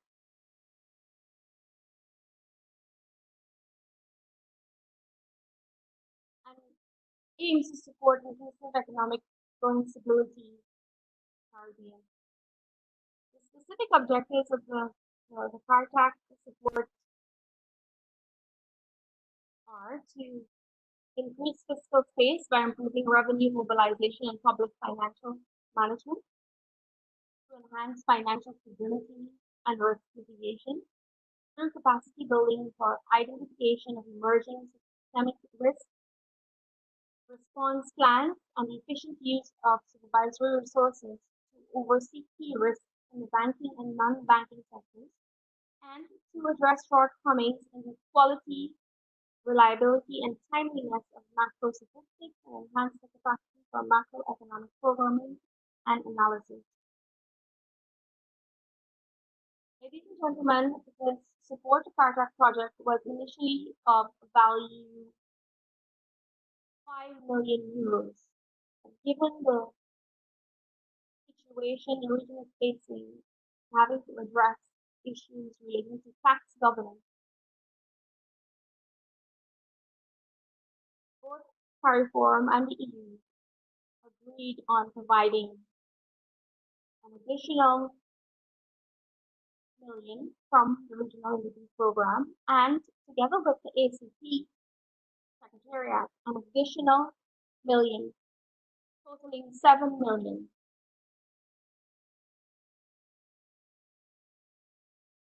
This project, of course, has been of great benefit to the region, and also aligns with objectives of our UKTP program in terms of collectively what we want to achieve. In conclusion, I wish to draw your attention to the importance of our collective cooperation and collaboration to ensure the effective and efficient use of resources available to the region, especially in the light of the pandemic situation. The region has been getting better and better in implementing programs, and we can ill afford to lose the results gained and sustainability achieved through the past and present projects. We therefore seek your continued cooperation as we work towards increased integration of CARIFORUM into the global economy and in terms of addressing the impacts of the COVID-19 as well. The end of my presentation. Thank you and keep safe, everyone. Thank you so much, Karen, for that comprehensive presentation about the different regional projects which are relevant to the economic and private sector support sector related to this UKTP. Thank you for that. As Siva says, William says, you can ask your questions, and at the end of this national and regional presentations, we are going to have a Q&A sessions where we will answer all those questions. Now we are going to see some programs and national programs where also synergies with the regional programs can be created. And now I will give the floor to JAMPRO from Jamaica, and Marlene Peter and Renee Robinson are going to talk to you about JAMPRO and Jamaica's activities, national activities, which relates to UKTP and to areas where regional synergy is created. Please go ahead. Thank you. Good morning, everyone. I hope you're hearing me well. Yes, we hear you. Okay. Well, what I will be doing is sharing with you some of the initiatives that we have been undertaking at JAMPRO to support the agribusiness sector which of course we believe can be aligned with some of the work that is happening under the programs here. I'm going to speak to the agribusiness sector, and Renee will come on afterwards to speak on the creative industries. The kind of work that this group is doing is really well needed for countries like us, for the region as a whole, and it has become even more critical now with what is happening with COVID-19 and the impact it has had on the budgets as well as just the life of persons living within the region. We have been having discussions with the UKTP, ITC on a major initiative of JAMPRO, which is the Export Max program. We're now working with the third cohort for this group. And these are really companies that are export ready or that we feel have the potential to get into the export space. We really are looking for new and innovative products, new and innovative ideas, new and innovative services or things within the creative space to take to market. So the Export Max program really is a capacity building and market penetration program. And it is really geared towards building the capability of our local companies to take advantage of to become more competitive and to empower them so that they can take advantage of export market opportunities. So we have had the first two programs, and these were managed solely by JAMPRO with some form of sponsorship.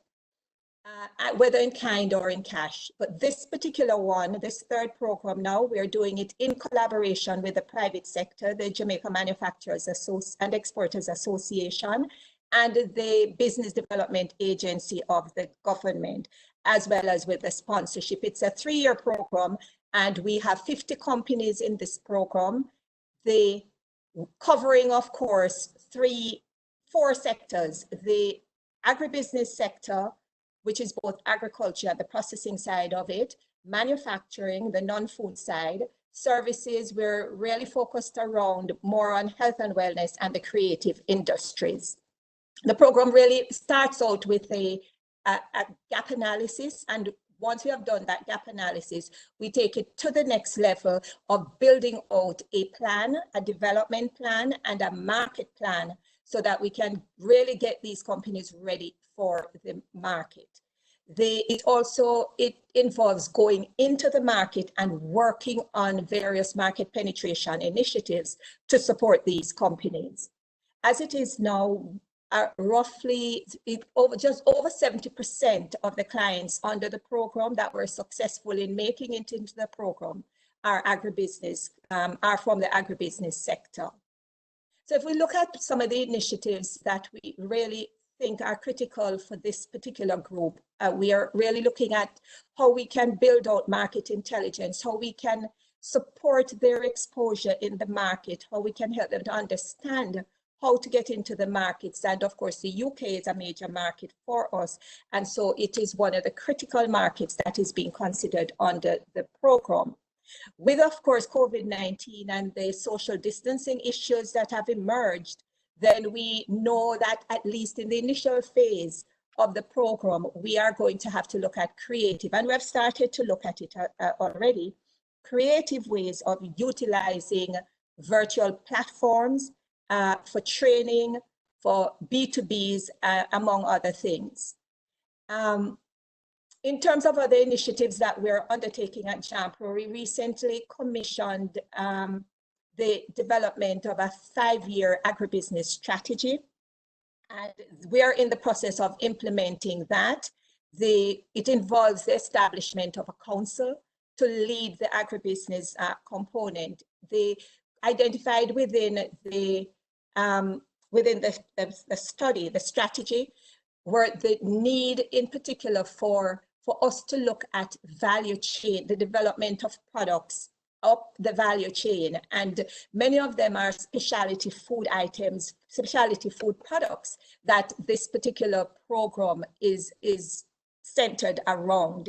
that we're having the discussion around anchor farms and how those work to help to guarantee that kind of security in supply and security in just food supply generally are important, and energy are key components of that particular strategy. When we talk about our specialty food for us, and I know it's not widely different across the region where coffee is very important for us, cocoa or sauces, and various other ethnic or baked products and other ethnic products are really important. We did a study as well for that we engaged Euromonitor to work with us on, to help us to identify where the real opportunities are, so we can really be looking at it more from a demand pull standpoint. And so they have, coming out of the study, a number of specialty food products came out on that, as well as some key fresh produce that we know can also build out up the value chain as well. Of course, with the whole COVID-19 and the need to relook budgets at the government level, we know that we're going to have to really be creative, and we are going to look to see how we can get other forms of support to ensure that we move our agribusiness. We begin to implement the agribusiness strategy. Another key alignment with the objectives of EPA and what the UKTP is all about here is that marketing component of it. It's all well and good for us to have the products, but we feel that there is the opportunity to give greater visibility to our products, and not just visibility for the products per se or brands, but to give consumers the opportunity to really see how the products can be used, you know, how we can support gastronomy type events within the market, so that the consumers, not just our diaspora, but the broader consumer base, can really know how to use our products. Like, for example, we could, how about a yam festival for the region, or that we take into a UK market, for example. You know, it would give us an opportunity to demonstrate to our clients and the market, the consumers there, how the product can be used, because there are so many creative ways in which we can use yam, not unlike the kind of visibility and positioning that we have seen happen for sweet potatoes. We can also look at how we can get that kind of support to position our products out there. We had discussed as well opportunities for the understanding the market some more, knowledge of market entry requirements, because that is important for all of us in the region.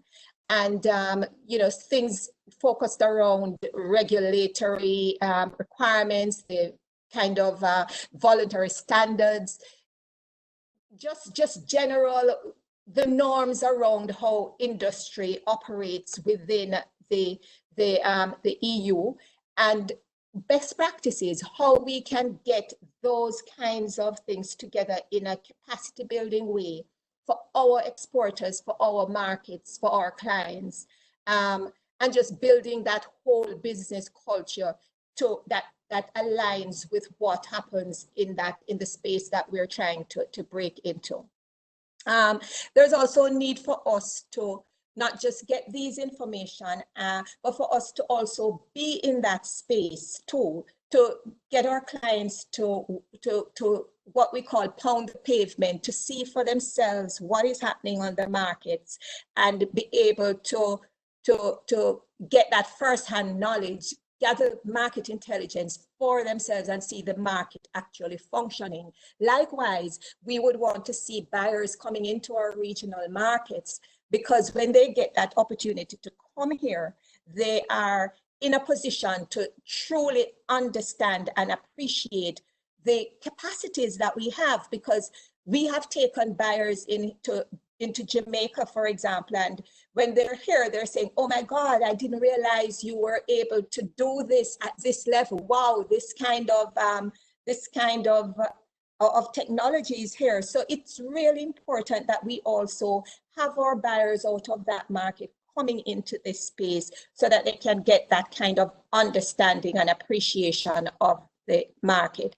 And, you know, just right now, we're looking also, just in closing off here, I just want to bring to your attention that coffee is very important to us, or Jamaica Blue Mountain Coffee. And a program that we're working on is to really see how we can really maximize on this brand, how we can better position the brand in the market space. We were moving along quite nicely until here comes COVID-19. And, you know, we are at that point where how do we get this actual strategy development really along the way? So we're really looking to see how we can get support for initiatives for that. The work that the ITC is doing with coconuts, I think is phenomenal. And these are the kinds of projects that have the regional kind of impact. We're looking for cocoa and how much more can be done in this particular space, particularly going up the value chain. So yes, these are just some of the initiatives that we're doing. And I think what COVID-19 has brought up in a very stark way for us is the need for us to truly consider value-added products. Our farmers were out there when the hotels closed down, and we had a lot of fresh produce out there on the market. How are we to handle it? There were issues of our capacity in terms of cold storage and capabilities to move these produce. So we truly have to look at how we can move up the value chain in terms of processing and deepen our logistics and infrastructural side of our operations. So a lot has been, we have come to understand a little bit more of what needs to be done. We're in a challenging time, and right now, particularly from the government standpoint. And so, you know, it's how we collaborate as a region, how we get the kind of support from our partners like the ITC, the UKTP. These kinds of things will help us as we try to come out of where we are. So thank you very much for hearing us, and look forward to the rest of the presentations. Thank you. Yes, Renee was going to say something also about Jumper. I'm here. Right. Okay, thank you, Renee. We're going to hear about you and the creative industries, and then we're going to hear from other countries. So we need to try to be brief. I know there are very interesting points that you're raising. So. Great. Are you hearing me? Yes. Okay, great. All right. Thank you. Good morning, everyone. Good morning, colleagues. My name is Renee Robinson. I'm the Film Commissioner of Jamaica and the head of the Film and Animation and Music Unit at JAMPRO. Thanks, Marlene, for introducing, and also thank you to the ITC and UKTP for including us in this very wonderful initiative and for inviting us to present on what's happening in Jamaica. So as Marlene had prefaced, one of the initiatives that we are working on is also within the Export Max. This is the first year that the creative economy has been incorporated into the Export Max program. And so we do have companies that are in the screen-based industries, film and animation, and also in publishing and in digital marketing who are part of that program. One of the good things about the creative economy, particularly in this post-COVID reality, is that we have a capacity and a potential for broad digital distribution. So we really think it's important now to be able to look at the creative economy and see how we can advance export readiness, because our export platforms, our export channels, our value chain is digital. So the opportunities are endless. Some of the other things that are happening, and as Marlene mentioned, there's a lot of things that are happening in Jamaica, but so I'll just highlight a few of the signature initiatives that are most aligned to this export readiness program with the ITC UKTP. Another program that we have been delivering for the past I think this is our 4th or 5th year into it, is the JEPTA Propeller program. So this is a talent discovery. William had spoken earlier about real impact on real people. So this is actually a script to screen program. We look across the value chain. Every year we identify up to 5 Jamaican filmmakers who will participate in this. And through this initiative, they receive a script development executive, training and capacity building in their production and their directing, market readiness, festivals and distribution. So that's the product development stage of it, if we were to liken goods and services. And then they also receive the production grant to actually create the content, and then we usually take them to market. So we physically take them into the trade markets and film festivals that occur where this type of exchange is usually made. Obviously, that's changing a little bit this year. We are going to be working a little bit more closely with digital distribution platforms for that, as our travel, you know, we're limited in travel this year because of COVID. So the programs that we design literally take the client through product development, through actual production and intelligence, and then into market access. And we try to connect them with the eligible buyers who are in fact looking for the products that they are creating. So we have a similar format for feature films as well. This program is our Film Lab program, which we actually do with the British Council. So there's a very close connection to ITC and to UKTP through this particular delivery with the British Council. And this one delivers feature films. We've also had another program that delivers and develops. It's an enterprise-based program, and this would be for the animation sector. So we've identified 15 companies that are studio practices in the country, and they have gone through an entire process of value chain. Now working with us, building out the business relationships globally. And then the fourth program that I want to share with you is one that is happening new now. And I see some colleagues on the line who might already be aware of this, but our initiative through the CDB with the Creative Industries Innovation Fund, where we are going to be also taking the animation industry and creating a regional business model of how do the different companies within the animation sector across the region, what is the business model for them to work together in order to export as a region, whether this is exporting through outsourced opportunities, or if it's export of local content, indigenous content through digital platforms. So we have a variety of initiatives, all designed to align specifically with the full range of the value chain. We recognize that in the creative economy, in this region, we're not short of talent. We all know that.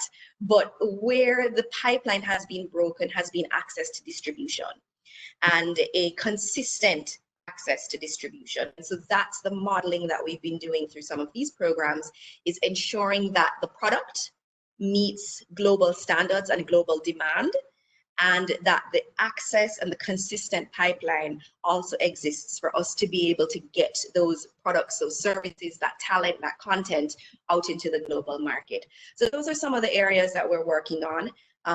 And just importantly, you know, in program design for us, it really has been important to look at real impact for real people, and to make sure that we're addressing the gaps. So all of our programs have been solutions oriented. So we're looking at the problems that we've had and then design solutions in order to meet those gaps. So we're really thankful for the opportunity that presents itself through this program, and for with the rest of the region. So thank you. Thank you, Renee. I'm sure that in the actions that Jamaican is taking and the issues that Jamaican is addressing, a lot of other stakeholders in the region are seeing themselves and their companies and the representations. So it's that synergy that we are looking for in this program. And now we're going to hear from Yvette Marichal, which is the director of the GECINE, which is the Film Commission in the Dominican Republic. Yvette? Thank you, Diana, and hello to all. It is great to connect, even though it is remotely. In the Dominican Republic, we have a wonderful film bill that has been in place for the last 10 years. And even though we are a Spanish-speaking country, I think that there are a lot of things that we can do with all our other Caribbean partners that speak French, speak English, or have another language that isn't our own. And I will talk about that briefly in a minute. But before, I just wanted to let you know how our 2018 went. We're still working on our statistics from 2019. In 2018, we had a total of 81 film projects in our country. 32 were from the Dominican Republic, whereas 49 were international. We also our films won 22 international awards. And we also were able to have over 100 educational projects, which is one of the areas that I think that we can also collaborate between countries and working with ITC and the UKA. As I was saying, as far as local films, 23 of our films were released in the Dominican Republic, and it is very important to note that the Dominican Republic is the leading Ibero-American country. Film share with our films are #1 in our country, around the Iberian countries, year after year. Actually, this is a statistic that has been going on for at least the last 5 years, where we have 26.4 market share in our country with Dominican films, followed by Spain with a 17.9 and Brazil with 15%. So that is very important to us. Also, per capita, we are the leading Latin American country as far as film production goes. And as I said at the beginning, we have almost 40 films produced per year. And this is thanks to that film bill that I mentioned, because we do not have a fund. We work directly with the private sector.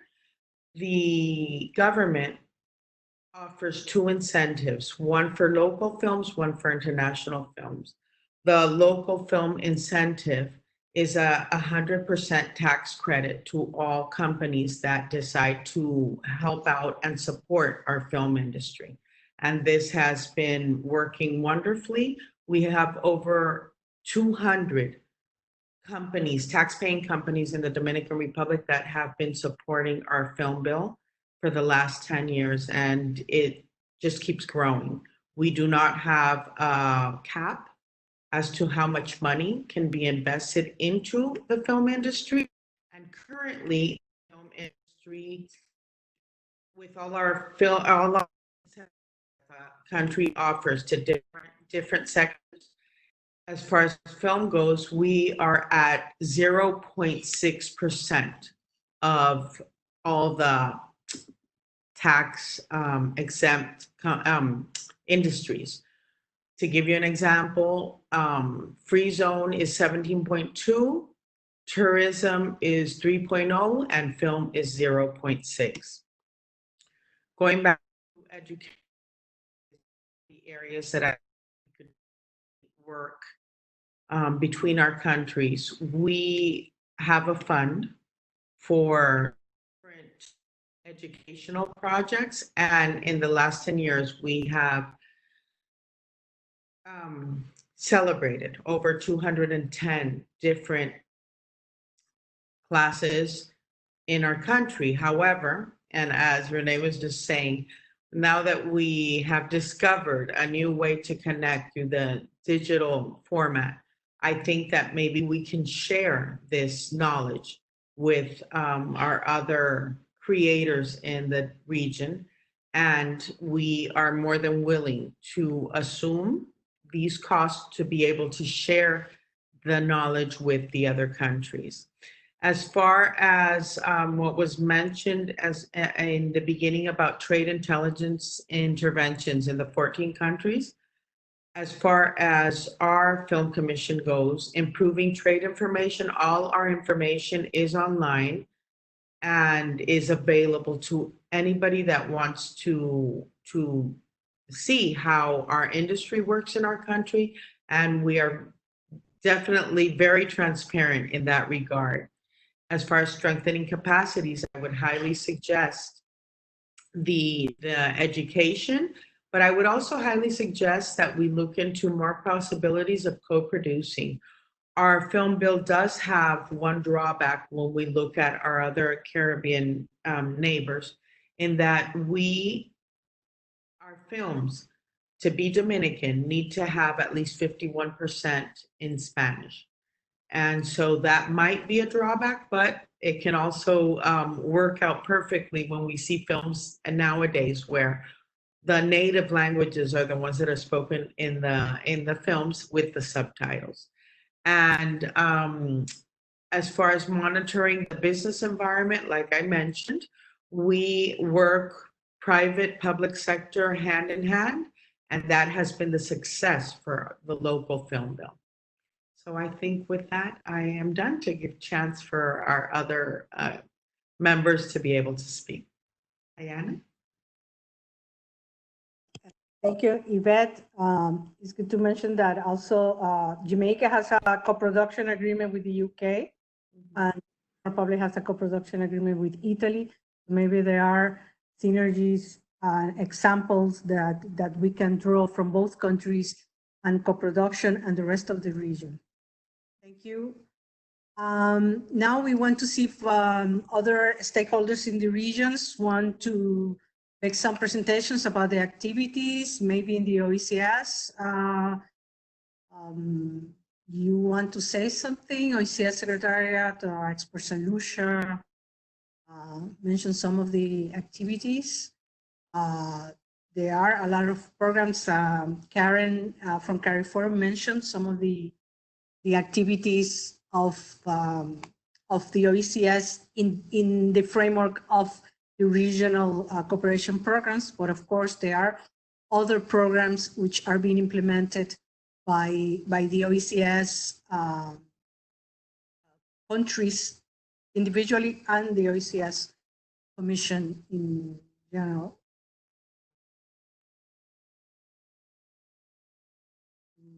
We have a intervention. Good morning. Good morning. Oh, it's afternoon now in St. Lucia, but greetings from the CEO and staff of Export St. Lucia. We're a trade promotion agency, statutory board really, under the Ministry of Commerce, and our objective really is to increase the volume and value of exports, both of goods and services. We've had a long relationship with the ITC, and in fact, they're integral to many of the objectives and initiatives implemented by our agency. One of the major activities or projects is the South-South project, and it's nearing completion now. Under this project, we've created a comprehensive training program, complete with manuals for businesses to enhance and develop their processes. The courses and manuals and modules include export marketing and promotion, trade information and research, and bookkeeping. And this, of course, was all under assistance by the ITC under our South-South project. We also developed Export Development Assistance Program. And this program, what it does is allows us to diagnose so that we can arrange an appropriate time for all of us. Once the roadmap is ready, prepare an official PowerPoint presentation. Hello?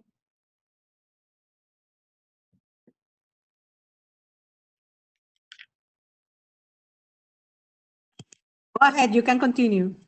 I'm sorry. Okay. Yes, so our Export Development Assistance Program, what it does is allows us to diagnose our clients' businesses and pinpoint the strengths and weaknesses. And based on the deficiencies that we unearth, we tailor specific remedial programs to correct these weaknesses.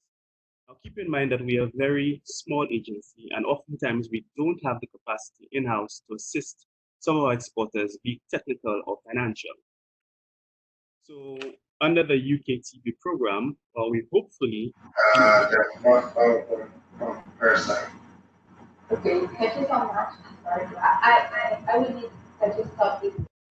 share my screen. Go ahead and share, right?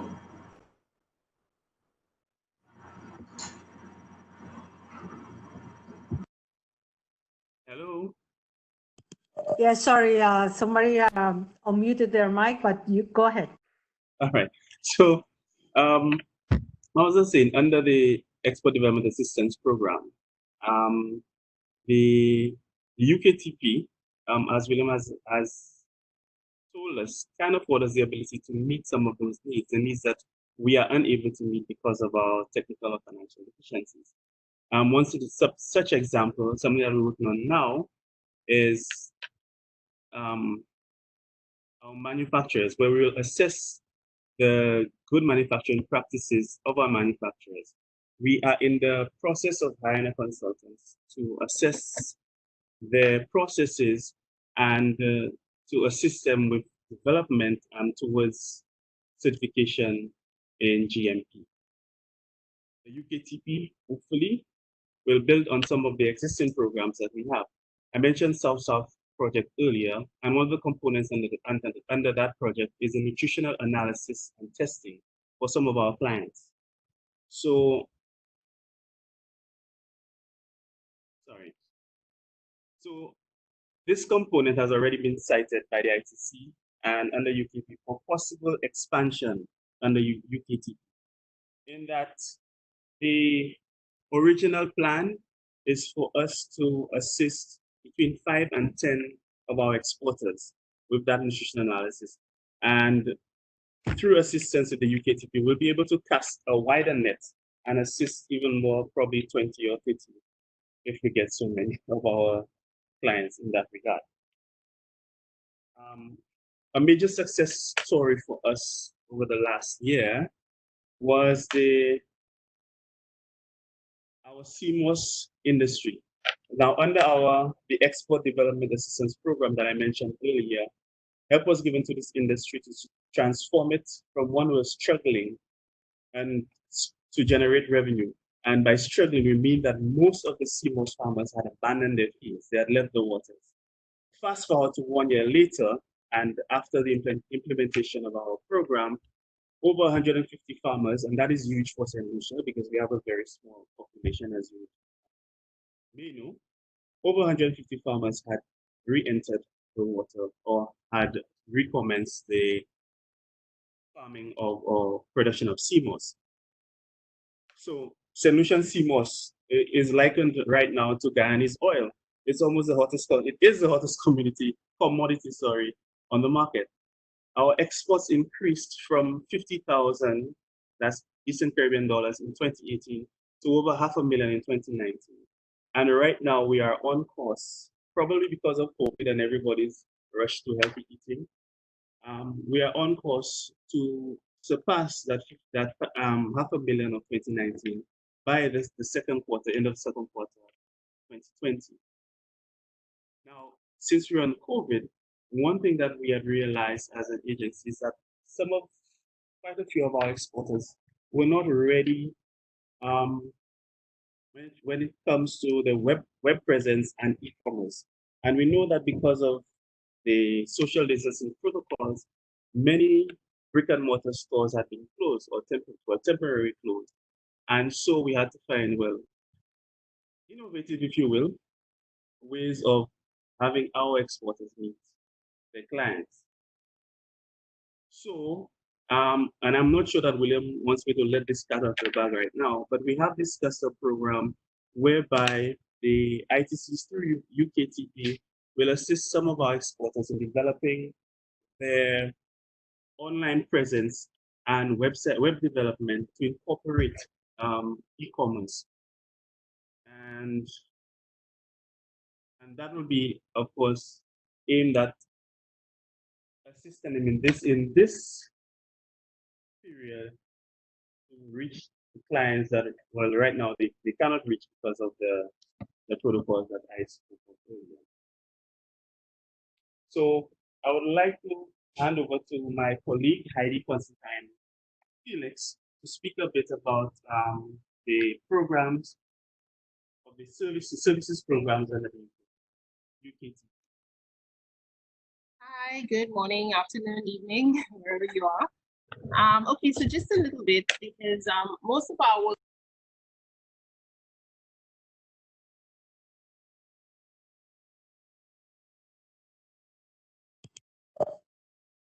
Hello? We cannot hear you.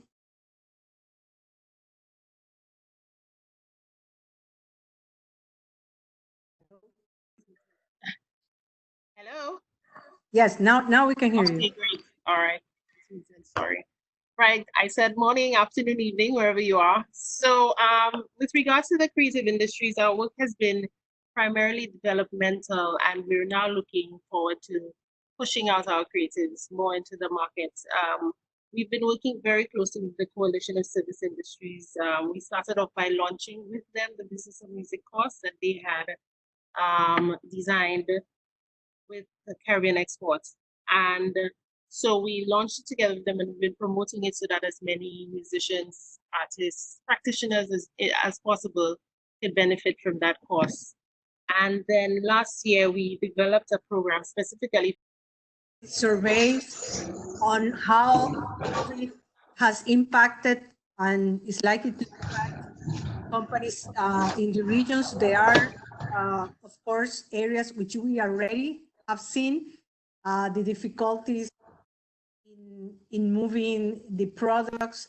This is in the area of goods, specialty food in this case.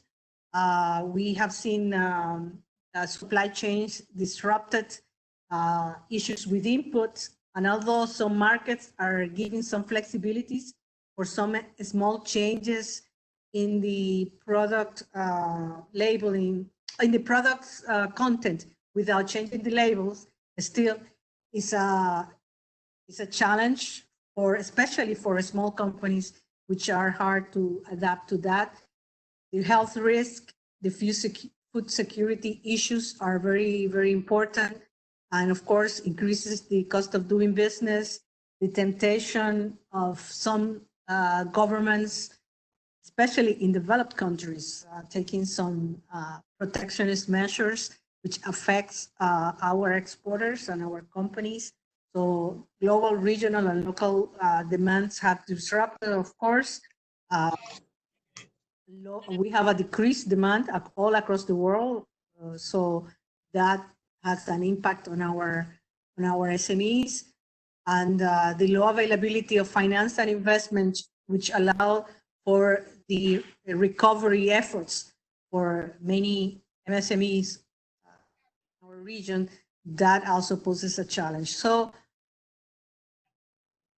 that already for our UKTP, we are putting it, of course, taking into consideration those challenges. Creative industries as well, it doesn't have a supply chain that way, but of course, live event in terms of music, movie theater, has been directed, all the industries all across the board. So we are taking into consideration in each subsectors the particular issues, vulnerabilities, how the activities that we are going to implement. So we are not going to change the overall, but we are changing the approach, and we are flexible in the approach, answering the real needs of the region and the local companies. So quickly going to the general timelines, if we can move the presentation. We are not going to talk to these two, the trade information and the business environment, because tomorrow the sessions are going to be dedicated to these two topics in depth. So we are going to look at the other sectors, but these are the key areas of interventions in the area of trade information. Of course, the data collection, which already was mentioned by Mathieu, and of course the environmental, the environment and monitoring the environment of doing business, which is going to be more critical in light of COVID. If we look at the time frame, and so of course the issues will be dealt with, but I'm not going to go into details of this because tomorrow you will see the details of issues, of course, monitoring COVID regulations are going to be critical, and providing that information to our companies is going to be critical. In terms of the to company and working on the other components of the projects, we are working with institutional agencies across the region, the regionals which have been mentioned, the nationals, some of which have spoken today, but others as well. We want to be as broad across the board as possible, improving the capacity of those business organizations to assist the SMEs and having the right tools to do so. So building capacity at the company level and also at the institutional level. Market compliance, which is a big issue. When we had the webinar on Monday about the music sector, the main questions were about compliance, and not only compliance with IP regulations or market requirements, but also compliance in the digital economy. It's a new area for a lot of our companies. They are entering, we have to support them, but also we have to the mechanism, the capacity building, so that we have a better e-commerce environment in the region, ecosystem in the region, and as well as tapping into the international ecosystems. And there already the linkages that IPC has with e-commerce facilities will also be very useful in the implementation of this project. So we are going to look at those issues and the market requirements, which is in all these surveys about IPA implementations that have been taken. This is one of the issues. We don't know enough of the market. We don't know enough of the requirement. We think it's too complicated, and sometimes it is, but lack of knowledge is one of the issues that we want to address in this program to improve the number of companies attempting to get into the markets. If you go to the next one, this is also the market, the tapping of market opportunities, and this again adapting to the realities. So we are at discussing. Okay, yes. I use my headphone. Sorry. The national stakeholders, the regional stakeholders, especially Caribbean experts, some of the activities they already had plans on going to the markets in 2020. Of course, some of those activities have been canceled or postponed. So we are looking for alternative ways. So what virtual platforms are there, not just to have the region put its own platform, but how do we tap to platforms which are already there and just ensure that the Caribbean has a good present and showcase on those existing platforms, because many of those cans and mediums and all of those are moving to have virtual tools already. So how do we tap into those and ensure that the region's artists, in the case of the creative industries, can have a showcase, and the same thing in the specialty food part. So we are starting, like William said, we already had an inception phase. So now we started implementing in the part of training, in the part of the survey, to have that baseline data that will allow two things. We have the baseline information, but we'll also have enough information on the companies to help us select individual companies, because we are helping across the board in training, in trade informations, market intelligence, and promotional activities. But we will also select individual companies, particularly in the selected areas which William already informed you about. We're going to select companies and accompany them until the end of 2022 into entering and growing their presence in the market.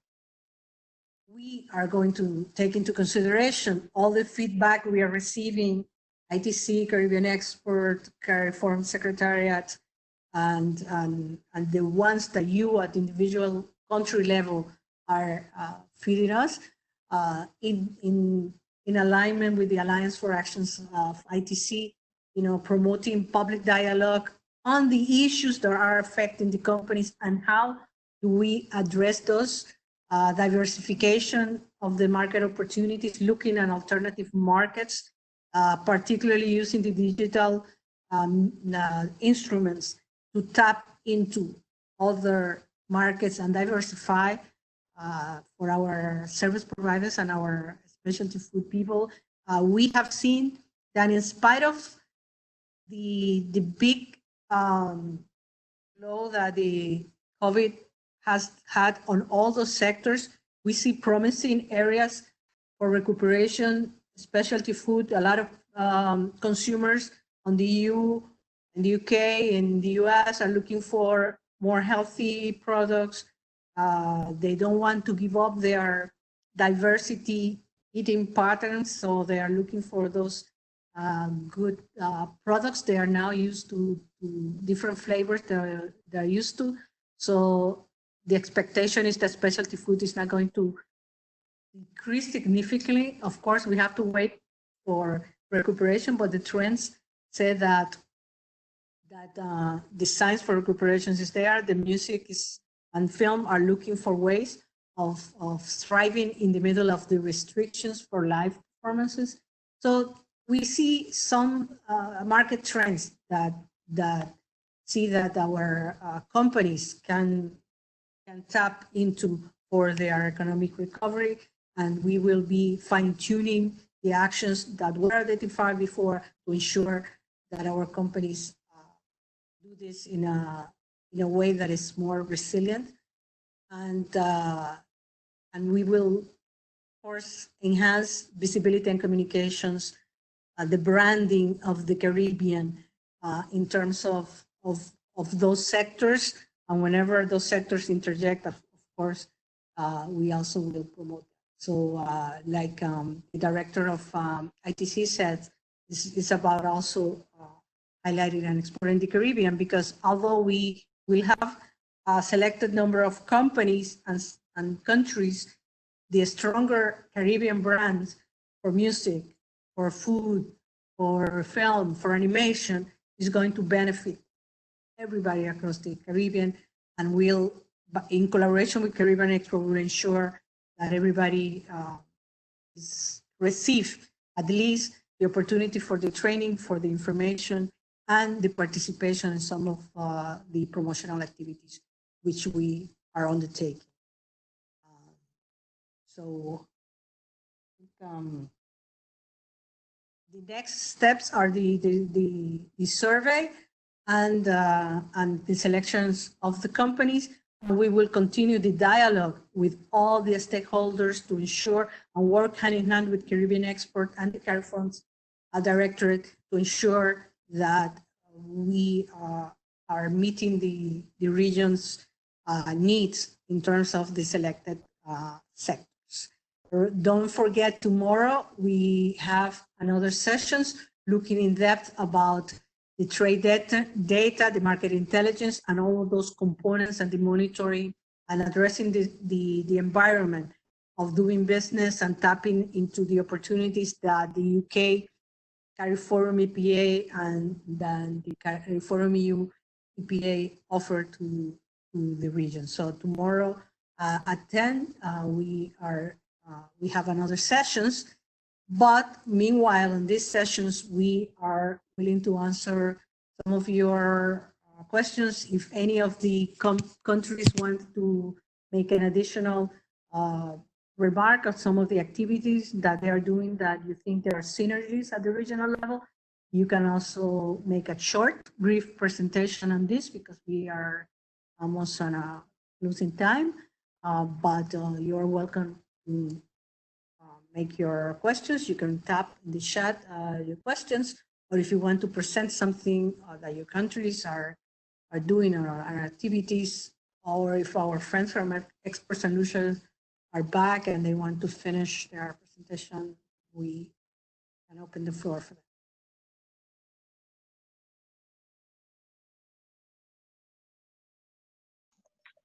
Yes. Good morning, good afternoon. Hello. Yes. Hello.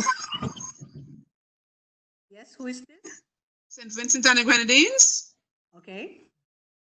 Should we continue? Sorry. To finish off, Export Initial.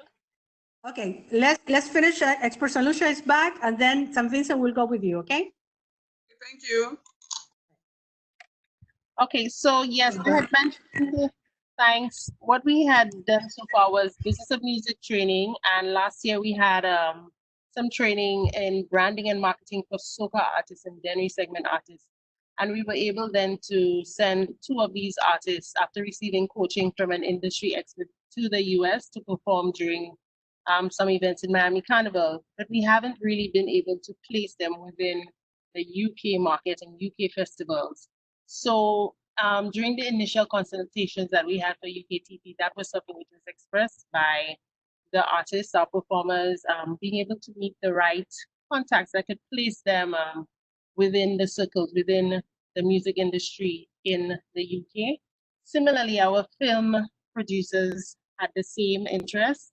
A few of them have been exploring co-production ventures, initiatives that have not come through yet. So they were particularly interested in being able to benefit from the UKTP project to push that further or meet other contacts in the market. I think expertise on how to network with the right people in animation and film, in the film industry, was something that they really look forward to.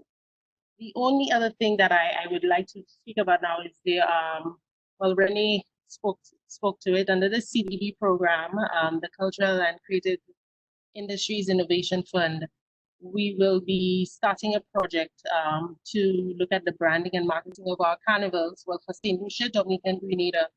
So possibly aspects of the carnival, like the music that the branding is improved for, we can then look at to see how we could push it in the UK market. Any way we could tie and further enhance the benefits of that project with the UKTP project would be a definite plus for us. Thanks. Thank you. St. Vincent, you can go ahead. Good morning, good afternoon. My name is Maxine Brown. I'm from the Ministry of Tourism, Sports and Culture. And I must say that music continues to play an integral role in St. Vincent and the Grenadines. Through the creative and cultural industries within the Ministry of Tourism, Sports and Culture, we have had much better coordination with our programs in all areas, the creative arts, the performing arts. With regards to music, we continue to make a major investment in our raga and our soca artists. This we do in collaboration with the CDC, the Carnival Development Corporation. We have exchange programs because we believe in providing exposures. So we have exchange programs, competitive and non-competitive, regional and locally. And of course, we aim towards internationally also. We continue to provide avenues for our music in regards to our 9 mornings, through festivals, 9 mornings, our school bands, music program, and our Easterval held in the Grenadines. Also, we do training programs. We believe in creating a force within our artists to make themselves more marketable. So we ask them to register and to get themselves out there literally. With regards to agro-processing, the CD, the Center for Enterprise Development, they continue to support specialty foods and the manufacturing sector. With regards to film and animation, there's been a new awakening, a new spark, and so it's getting trendy. It's trending, and because more film producers are coming on board. We have our Hyrule Film Festival. We also have our Vinci Film, and they're registered, so they are getting the message. We have the Contento National Dance Festival, rather our National Drama Festivals, our Indigenous program. So we want to collaborate with others so that we can create the filming for these areas. Of course, I mentioned Prime because it seeks to provide an avenue through which our young entrepreneurs can get on board. So we support a program. I think we have the human resources, but we need to add some more training to help enhance the whole setting. Now, we want to continue to collaborate with you so that we can provide training and further exposure for these artists. So I think that's where we can further collaborate. With me here, I have the Creative and Cultural Industries Coordinator. I'm not sure if you want to add a few words, because he works in that area. Bomani Charles. Anything additional that I may have missed? No, well, I think you've covered decent, except to say that much of the creative and cultural industry activities in St. Vincent and the Grenadines, particularly in recent times, have been taking place in the private sector.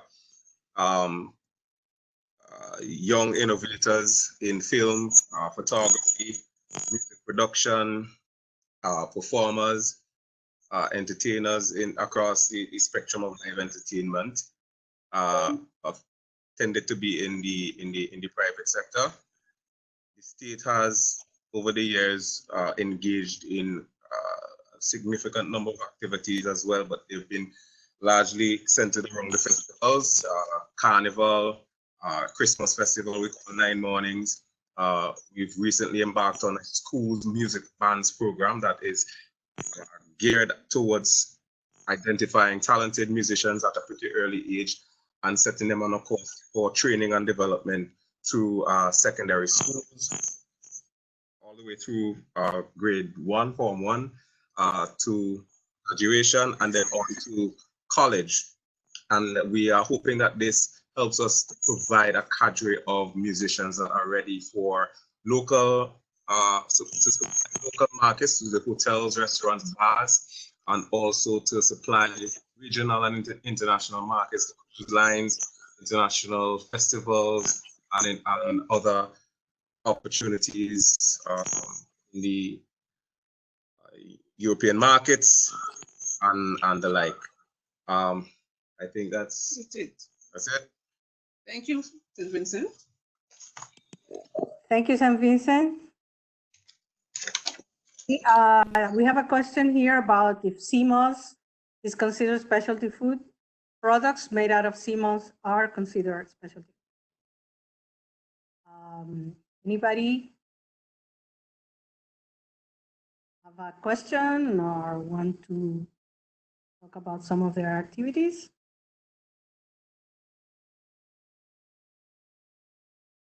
No?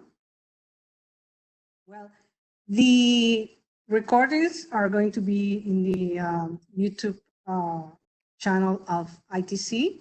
So if you miss some part, it will be there, including this part. So some people that might have missed this part because the breakup, they can also see here, or if you miss some part or have some information.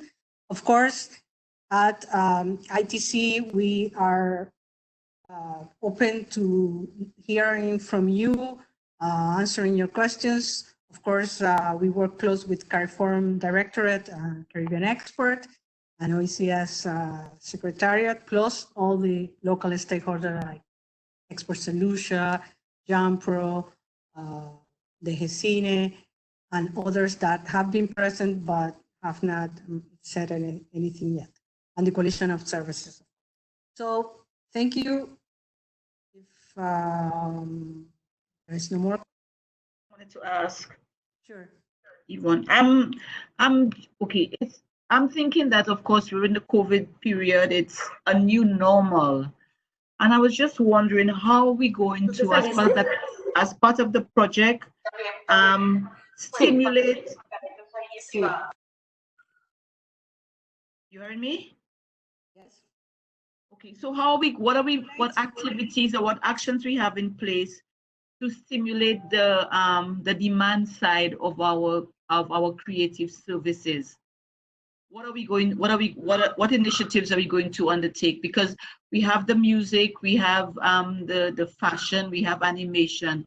but we want to be able to export those services effectively into those into the UK or the EU.